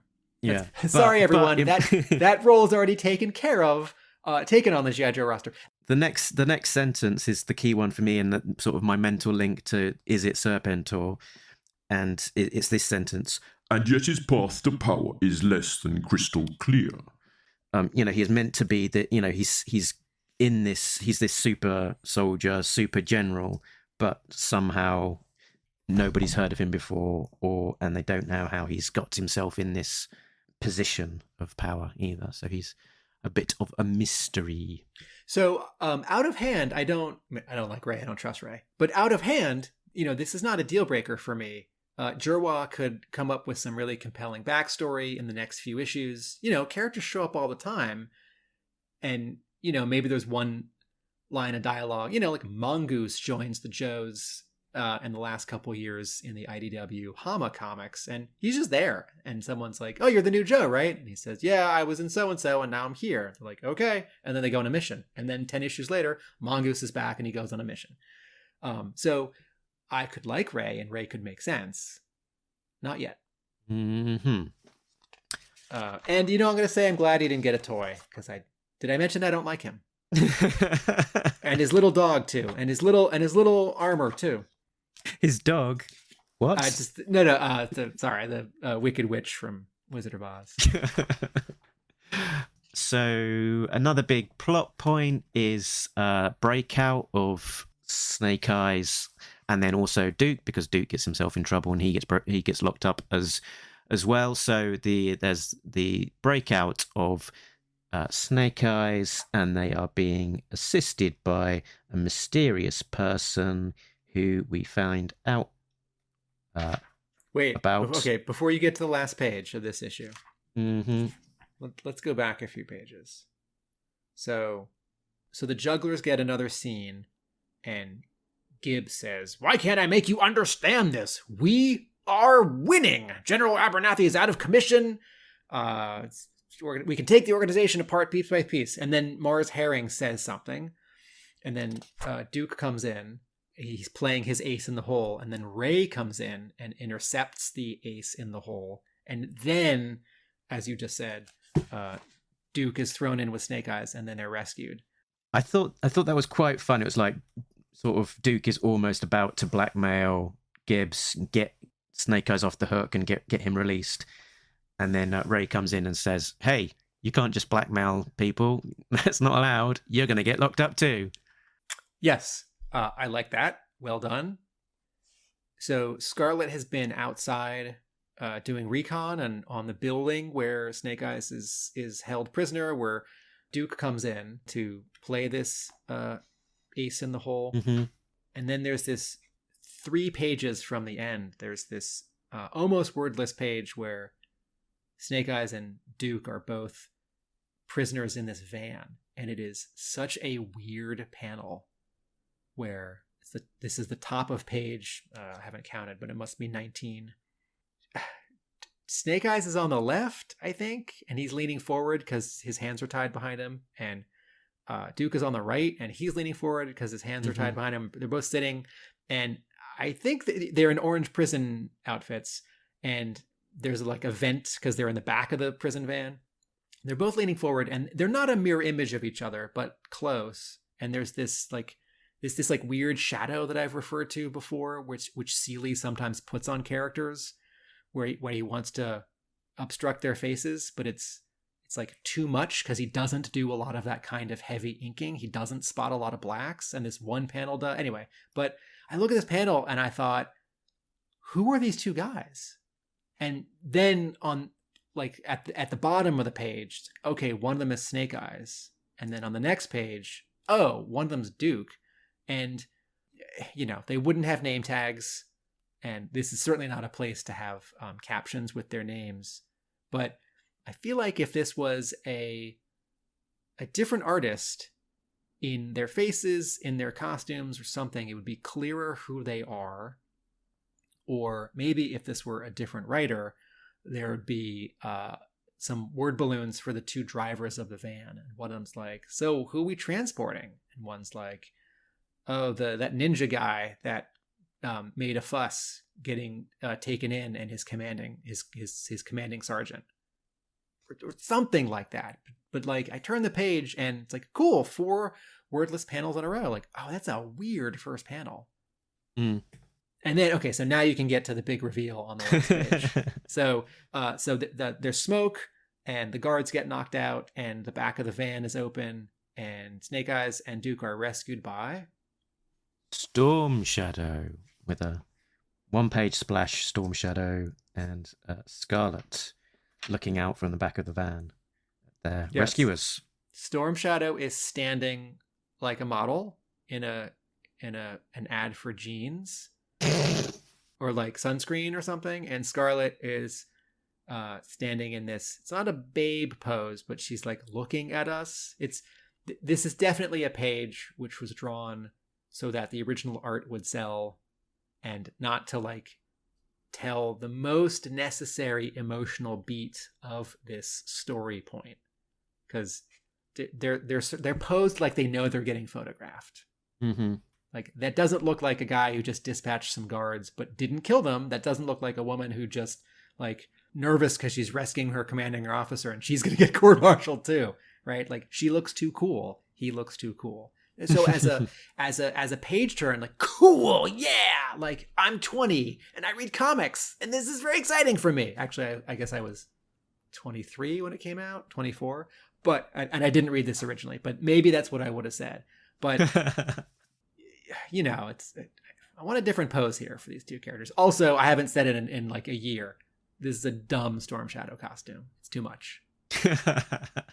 And I hadn't seen it in a while, so I hadn't thought that in a while. But here it is in a full page splash where he's like standing so that I get all of it because he knows he's being photographed. He knows he's being drawn by Tim Seeley. Still dumb. Okay, so remind us, when did we last see Storm Shadow, and how much of a surprise is this? So Storm Shadow was with Cobra Commander when he was in that Tibet-like location with that ninja clan, and he was leaving with with Cobra Commander when they kind of escaped out the back of the mountain. So that was issue 27. And Storm Shadow was a bad guy. He was, I think, a slightly conflicted bad guy. Okay. So part of the surprise here is that we don't expect him to be helping the good guys. Mm-hmm. Yeah. As at last we saw him, he was still helping Cobra Commander, and he was brainwashed and being still sort of struggling between his loyalty to Cobra and his loyalty to Snake Eyes. If you just took two elements out of this costume, I shouldn't call it dumb. That's harsh. I don't want to. It's like the beginning of the episode. I don't want to be negative. I mean, if you're going to have an aggressively designed Storm Shadow costume with some bells and whistles, yes, this is fun and cool, and there's a lot going on. But he does have 4 Cobra symbols on him, mm-hmm. and the rope things sort of near his armpits. I don't. Like, and shoulder pads. It's like, it's just give me 2 less. There's like this costume has 9 features. It should have 7. The armpit tassels are non-negotiable, Tim. I mean, it's a cool decoration, but not also with the black like Y-shaped strap or like marking on his tunic, and then also the shoulder pads. If it was just the rope thing, it's like, okay, I don't know what that is, but that's cool. It's decorative. Maybe it's like an actual rope that he uses, or maybe it's just a little. Anyway. So I'm impressed by how much happens in this issue. We didn't even talk about the interrogation scene with Cobra Commander, which I actually thought was neat. Yeah, let's touch on that. Okay, that's the big story beat that we've not talked about. I did wonder if Dr. Edmonds was supposed to be someone. Mm-hmm. And I know that this is going too far, and G.I. Joe is actually more sophisticated than this, and I'm actually smarter than this. But I saw her and I thought, is that the Baroness in disguise? But maybe that's like it's a bit on the nose, isn't it? That's 8-year-old Tim watching the cartoon logic. Like, I bet that's. But I did sort of wonder if like someone at Devil's Due is drawing their friend. It's black hair and glasses. Fortunately, they show Baroness on the very next page. Right. What I mean is this seems a little more particular than a sort of generic Tim Seeley like person in the scene. Yeah. So it's definitely drawn in a non-generic way. This is meant to be a character in some form that's like more than just a standard character. All right, here's why I like the scene. Cobra Commander is in control. He's not worried. So he's dangerous, and he's not sort of outsmarting the Joes, but he's not perturbed by being a prisoner. And there's a threat because there is still an explosive in his helmet. whether or not that plays out, whether they diffuse it or he takes it off voluntarily, just the fact that it gets mentioned adds some stakes. And I like this scene is 3 pages. I like the second page of it where you get this big 2/3 splash of the Joes following Dr. Edmonds into this underground space or this windowless space, and you can see Cobra Commander sitting in this glass prison cell with all this tech stuff above and to the left. Hey, look, there are a bunch of computer monitors on the left, and they're sort of an aqua, and the entire scene isn't bathed in aqua. And then the device of this lie detector. If here's an example, the thing I was just saying about the Joes characters just standing around, not like doing anything in a scene, just listening to someone else talk. Lifeline does something in this scene. It's very small, but he has a laptop or something. Mm-hmm. And on the 3rd page of the scene, he's at the laptop, right? So Stalker gets to fold his arms, Lady J's doing the questioning, and Lifeline gets to operate the portable computer. So there's a little bit of difference there, as opposed to if the 3 of them were just standing there while Dr. Edmonds talked to them, or the 3 of them were just standing there with Dr. Edmonds while Lady J just talked. So give your characters props. Give them something to do. If someone's waiting for the bus in your scene, give them like an apple to eat, or like have them tie their shoes. And on just that first page of the sequence, Lifeline is sort of, lifting up his glasses and pinching the bridge of his nose. A little, doesn't need to draw that, but it's a nice little touch. Yes, nice bit of body language there. There's a bit of kind of mystery / foreshadowing going on there in this scene as well. They say Lady J asks, speaking of disguises, is that really you behind the masked commander? And then there's a sort of a beep on the light, the heart monitor or whatever it is. I think this is meant to be Cobra Commander Spot talking.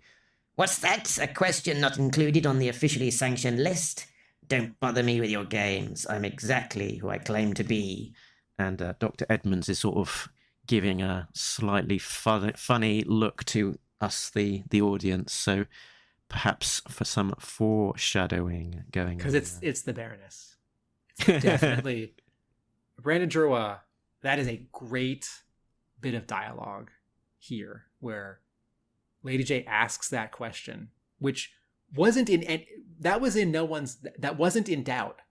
until Lady J asked it. Yeah. And then it turns again because it actually might be correct because of the blip on the lie detector. And then Cobra Commander sort of tries to quash it because he's supremely confident here, and Lifeline's got his eyebrow cocked. He and Lady J are exchanging a glance.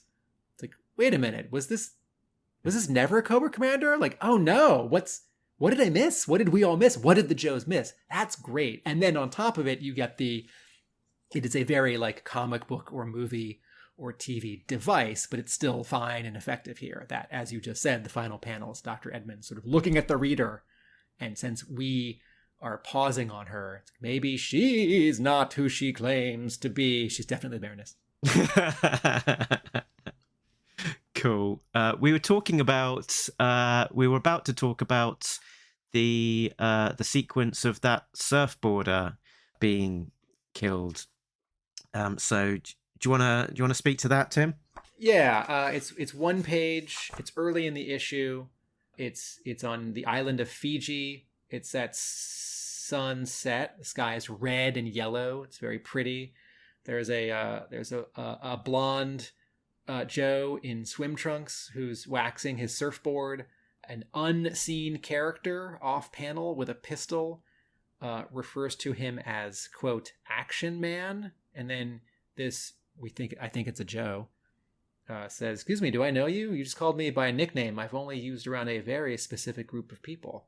And then the mystery person says, would you prefer I call you Tracker? And then shoots him. And the final panel, mystery person's walking away. We can't see them. And this Joe, with 3 bystanders, witnesses, this Joe is lying on his back on the beach in a pool of blood under his head. And so I think we just saw Tracker, a Joe who, sorry, I don't love, killed by a bad guy on the beach. And I generally don't like Joes getting killed in stories. Once or twice a Joe has died, and it's been emotional, like Mangler in Special Missions 13 or Cool Breeze in, what was it, around 115? But other times it has felt rushed or oversimplified or confused or not earned or like a stunt. And this is different, right? This is a cutaway. It doesn't have anything to do that we know of with any other scene in this or the previous issue. It is a mystery. And then there's this who it is, but also how do they know that this is a Joe? But I don't think you should kill Joes generally. And it hurts my feelings. Yeah, it's the first and last appearance of this character as well in the pages of the comic, as far as I know. So it is a little bit throwaway. I think we'll find out more about this scene in a future issue and what it portends to. But I don't know. As you say, maybe just a little bit throwaway. So to give some, let me use a different word, if not throwaway. Cynical. Please do. Cynical. Right? If you're making this comic, it's like, well, there's so many Joes, and I need there to be some stakes.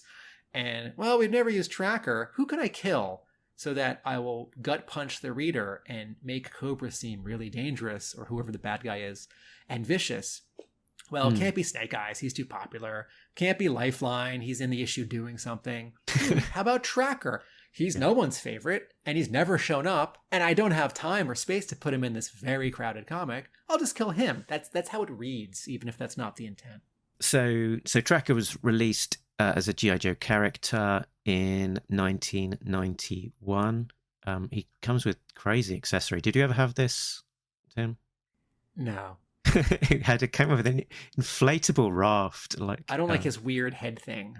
He has a weird head thing, a visor thing, So, but I guess a memorable character.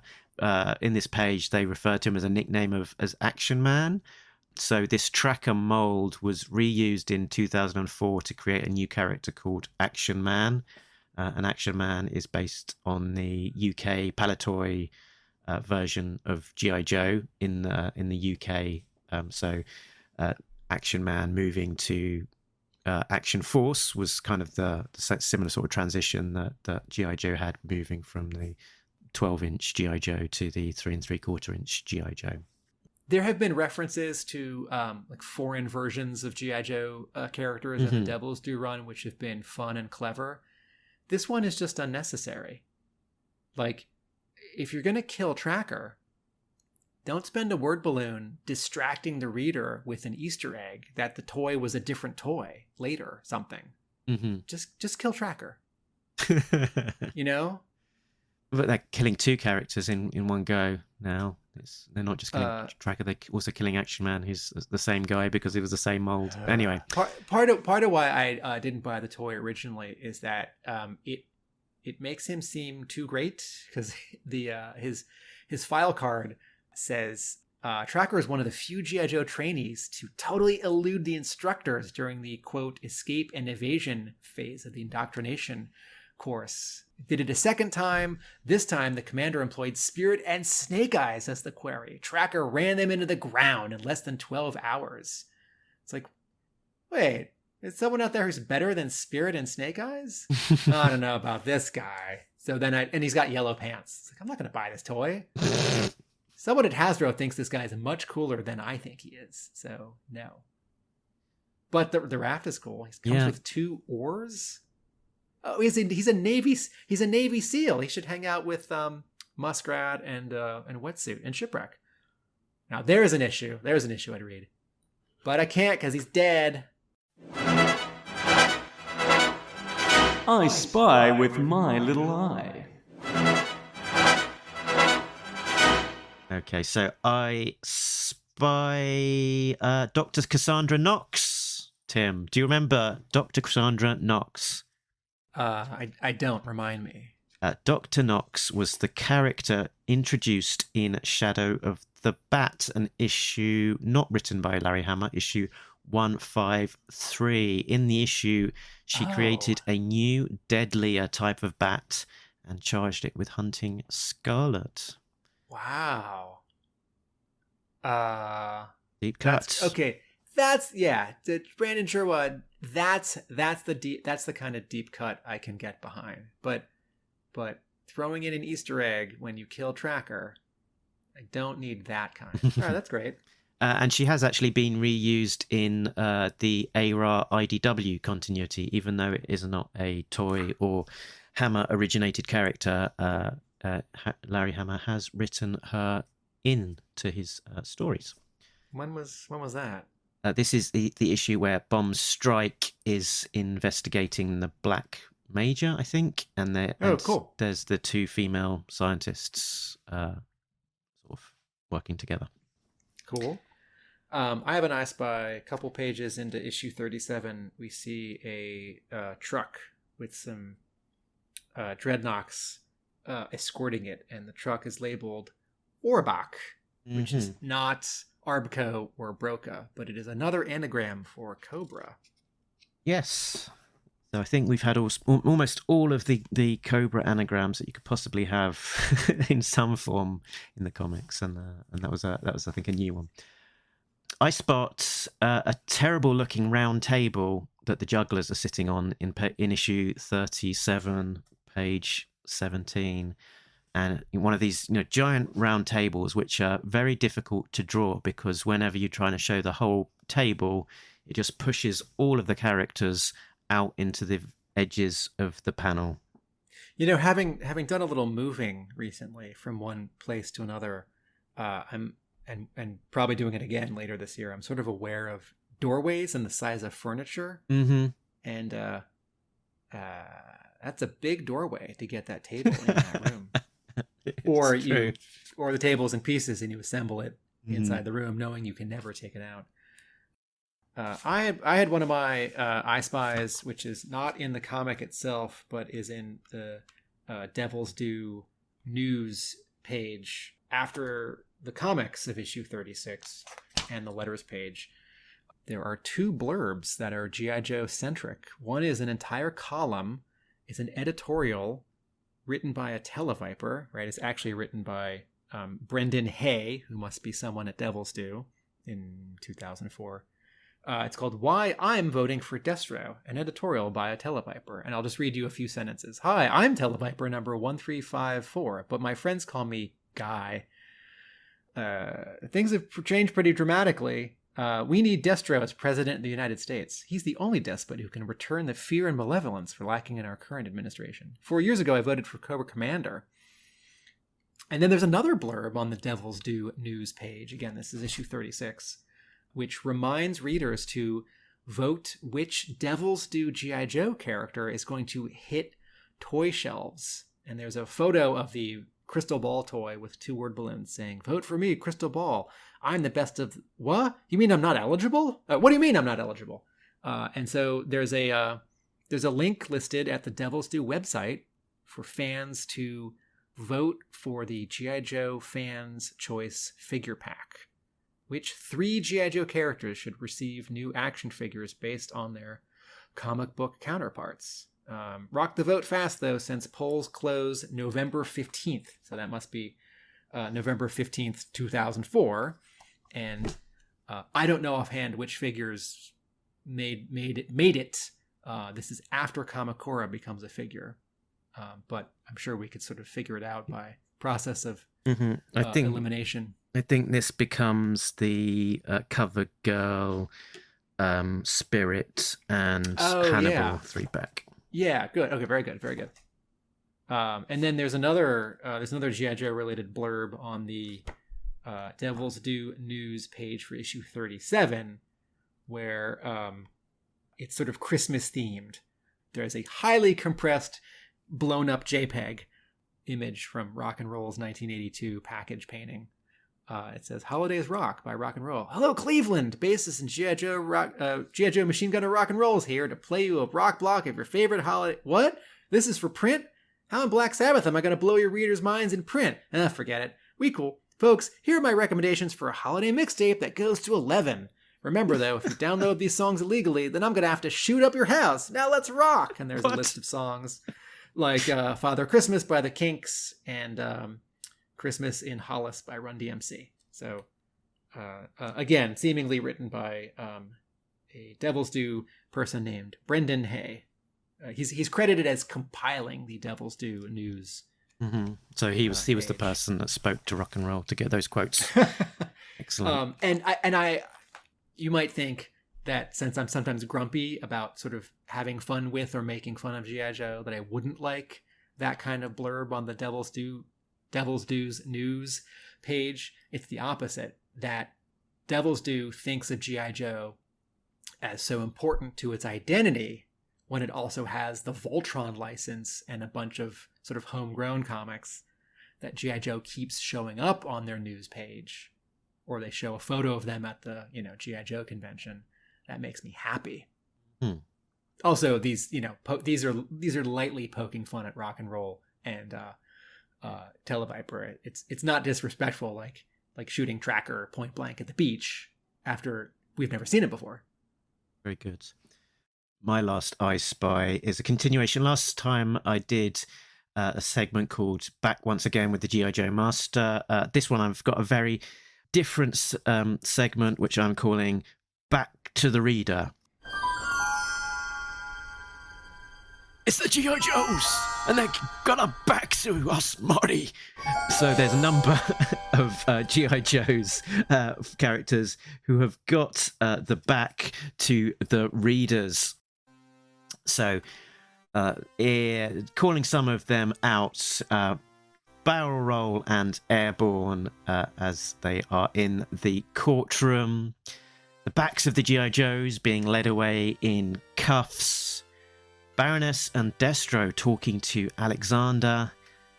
Gibbs walking dramatically out of the door, the last panel of issue 36.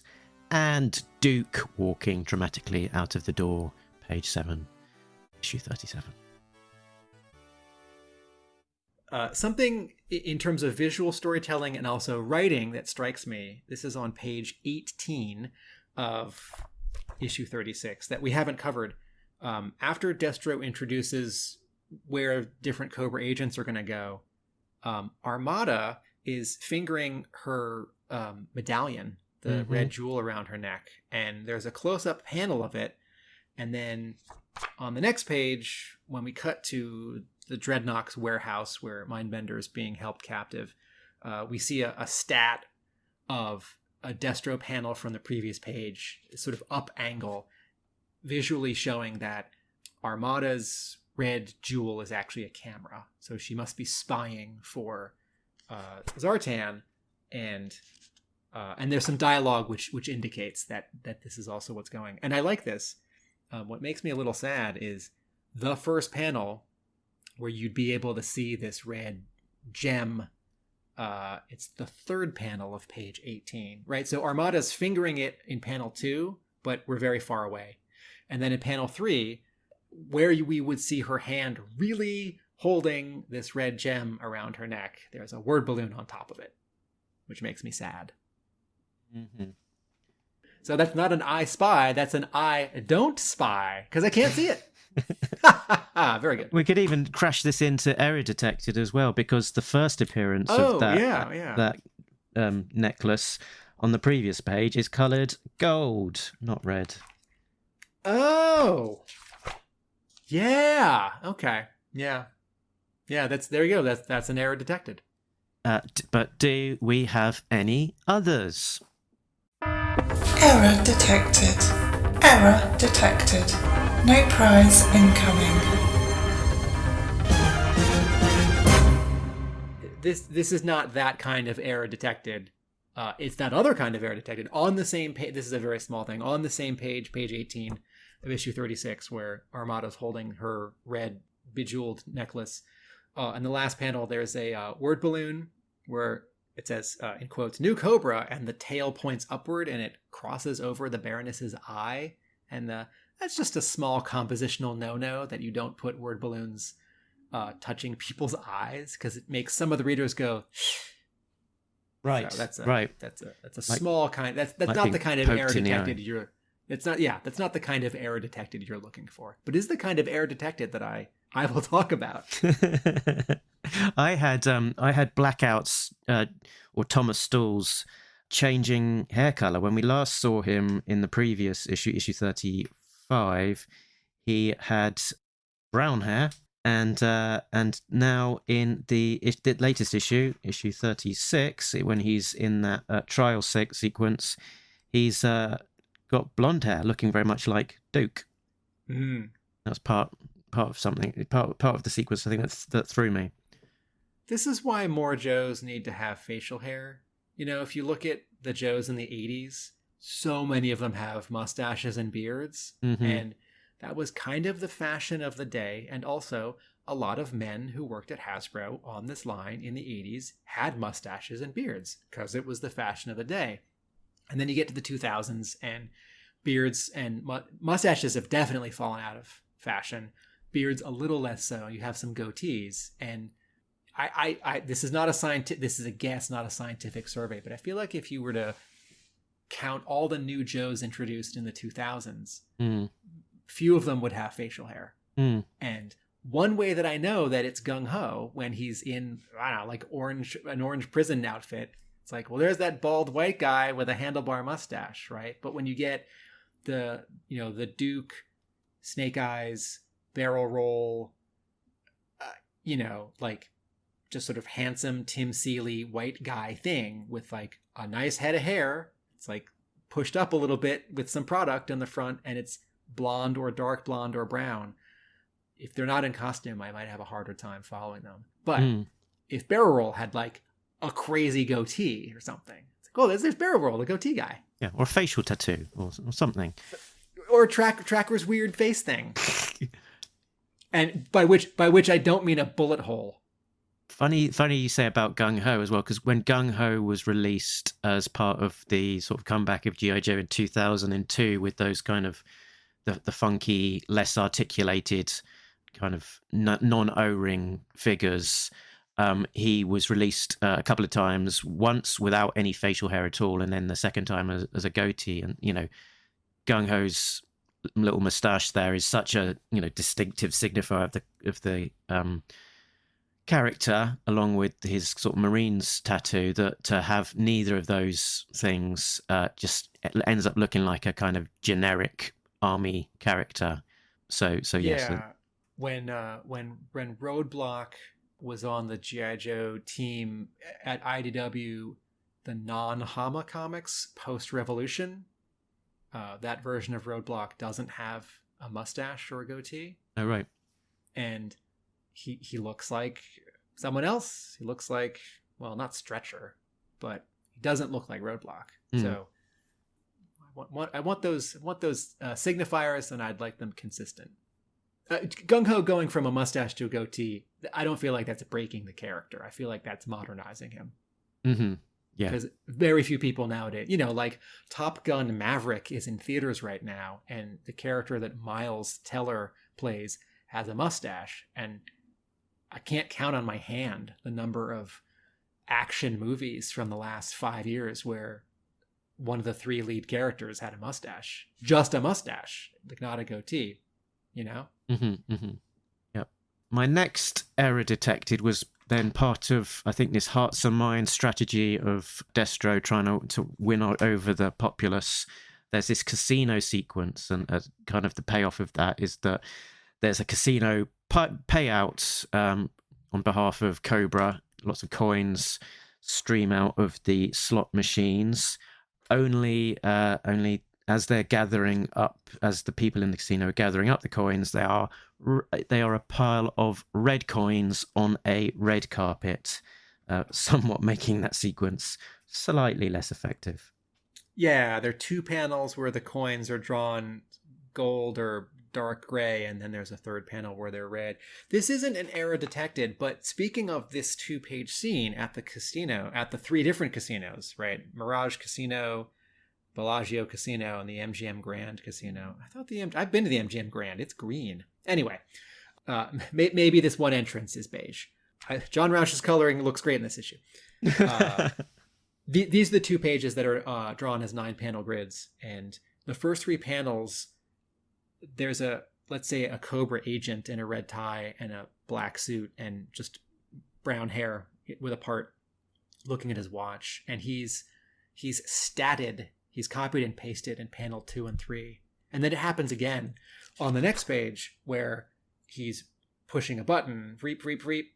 And that's what I guess makes the TVs and the slot machines have the Cobra logo and dispense the money. And again, his pose in the first panel is copied and pasted in the second panel. And that's weird to me because to me, the rules are if you have someone taking the same pose, it's not going to be precisely the same pose. So I know it's hard, but you draw it again and, their arm's a little bit higher or their head's a little bit lower or their waist is twisted a little bit more to the right or the left. If you copy and paste, this is like not even a clone. This is like mathematically, it's like they're sort of teleporting from one place to the next, and they are the precisely same person and position. And there's no like color or sound effect to show that this is teleportation. That's not what this is. And I take it, I think that you probably interpret this sequence slightly different to me. My interpretation is that these are 3 separate CGs, Crimson Guards, and so all look the same, and they're simultaneously doing this thing in 3 different casinos. Yeah, yes, good, thank you. But still, like Tim Seeley, just draw that pose. Like you can even like copy and paste the pencils. I mean, you don't actually do this, but have the inker at least ink it a second time and a third time. So there are small differences because even though they're CGs, they're clones or they've got plastic surgery to look alike. These aren't Cobra bats. These are people. If like you and I, like in front of, let's say you and I are doing Talking Joe live at some convention, and we like get up on stage and we like do a bit where we're mirroring each other's actions, like it's like a Marx Brothers routine, right? But it's like, well, it's not going to be perfect. So when it is this perfect, it sticks out to me. And I know that like any shortcut, right? Like sure, copy and paste. But it's like when you're looking at a Star Wars comic and an artist is drawing a bunch of stormtroopers and they draw the first one and then they copy and paste them like 6 times behind it offset to show a row of stormtroopers. Like that's okay, but it's also a little distracting. But this isn't like generic army guys in a row at this one casino. It's 3 different people doing the same thing at 3 different places at the same time, which introduces more variation. Quote of the week, quote of the week, quote of the week, quote of the week, quote of the week, quote of the week, quote of the week. In 36, after Snake Eyes does stand down and is taken into custody, she's also Scarlet's also taken into custody. You don't see her hands handcuffed because they're cropped out of the panel, but the way her arms are, it looks like probably her hands are. So she passes Flint and he says, Scarlet, and she says, fix this. Great panel, great tension, great body language on the characters, nice composition, that there's a chin and a chest in the extreme foreground. We're looking past. The camera's low, a little bit low. The camera's at 4.5 feet, not standard like 5.5 feet. So we're not looking up at Flint and Scarlet, but we're slightly looking up at them. It's great. Very good. Favorite line of dialogue? Mine was Armada. So during that sort of Cobra sequence, Alexander talks to her. He says, "Just look at my father and that sow. Married in secrecy, expecting a child. Never mind the clever way he split you and I apart. Did you notice that?" The text is all very small, like he's whispering to her. And she says, "Oh yes, I was quite surprised that he chose to send you back home, but left me here to work under him." And it's just I don't know if I was reading too much into that, but there sounded a little bit of innuendo there, bit of like to work under him. It's like, is there kind of a little bit of a kind of spark going on there between Destro Senior and Mistress Armada? Splitting them up in different locations. having her work under him. Maybe your mind's in the gutter the way that you assumed my mind was in the gutter when we talked about that Real American Hero issue with Jinx and Helix fighting the casino cat. And one of them had a skirt, not three. The panel you're referring to where she says to work under him, Tim Seeley nicely pulls off the thing that I criticized him for earlier in the episode, where in this panel, Alexander's face is somewhat in shadow. Mm-hmm.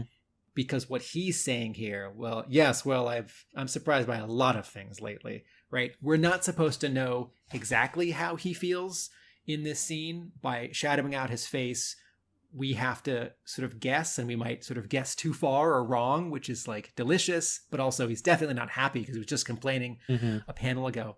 So two things make this blacking out in ink of Alexander's face. Two things here make it work where it doesn't in that earlier example. One, the shape is better contoured to bone and muscle in and on his head. Two, John Rauch's coloring is much stronger. So Rauch is supporting this heavy shadowing that is only in this one panel on this page with Alexander's complexion and the saturation of the curtain above and Armada's collar and all that stuff. Whereas that example of that panel in the next issue where Snake Eyes and Duke are sort of mirroring each other in the back of the van, there isn't enough heft in the color there to sort of like match what the inking is trying to do. Okay, should we give it a Yo-Jo score? Let's crack open a Yo-Jo Cola and give it a ranking out of 10. Yo-Jo Cola, not grape soda. It's Yo-Joage time. 5, 6, 5. Call it 5.5. Well, I try not to do halves, but an improvement in color for one of these two issues. I would rather Jerwa fit in too much than too little. And he mostly pulls off fitting in too much. Mm-hmm. But some things are falling by the wayside in writing and in storytelling and in art. I don't love that death scene and, the jugglers and General Ray and the torture scene with Mindbender. Take it down. Yeah, I think I'm probably in at about 6.5. The story and art aren't necessarily always perfect, but generally pretty well executed, and so much going on that I feel like I could, it's an issue that I could quite easily go back to and again and not be able to remember it all from the previous read or to notice something new. So yeah, and sort of laying the foundations there for what might be happening next as well. So this was one that actually got me. I try not to read ahead, but this one did get me sort of going, and I did read a tiny bit ahead, which gives a little bit of additional kind of sort of foresight as to some of the track that is being laid, some of the foreshadowing, some of the misdirection as well. So interesting stuff. Here's my guess. The next issue, mostly a flashback to Tracker's previous mission at his memorial service, officiated by General Ray in a much more reasonable G.I. Joe costume. Well, let's see if that happens, Tim. Okay. All right. Okay, so I think that is us pretty much done with these two issues. Next time on Talking Joe Disavowed, we will continue our look at this era of G.I. Joe with issues 38 and 39 being part 3 and 4 of Union of the Snake. So this one is going to be a 3-part podcast trilogy to cover the whole 6 parts. Back on the regular show, we are continuing to cover Real American Hero as it comes out. The latest arcs have been High Stakes and All In, Cobra Casino themed episodes, and it's continuing the drumbeat to the milestone issue 300. So, Tim, where can people find you? Video essays at our YouTube channel, which is Atomic Abe Productions. My comic book store is a brick and mortar place you can go in Somerville, Massachusetts. That's Hub Comics. And I write about G.I. Joe occasionally at arealamericanbook.com. Very good. You've still not got to the end of your issue 21. Someone in my orbit passed away, so I want to write about that first because that's sort of on my mind. And I kind of wanted to draw something for the part 3 of my Silent Interlude remake post. So I want to spend time on it. Stuff. Yeah. This is a G.I. Joe person that passed away. Yeah. The former photographer who worked on my book. Oh, crumbs. Okay. So an acquaintance and a very talented photographer. So I wanted to write about him. Uh-huh.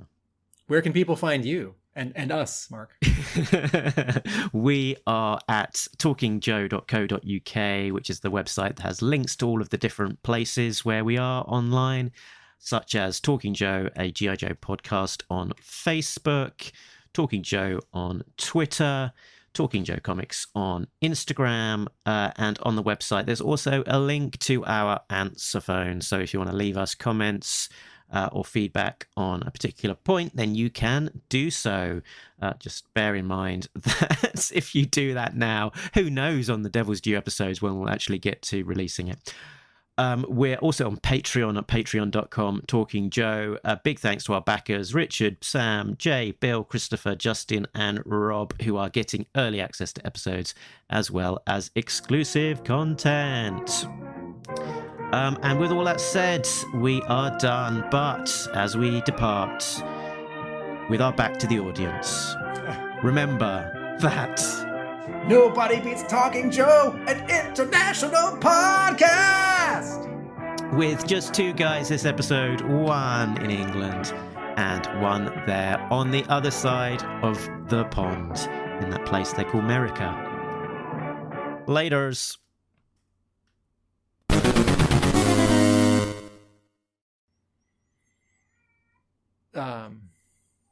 Cool. Wow.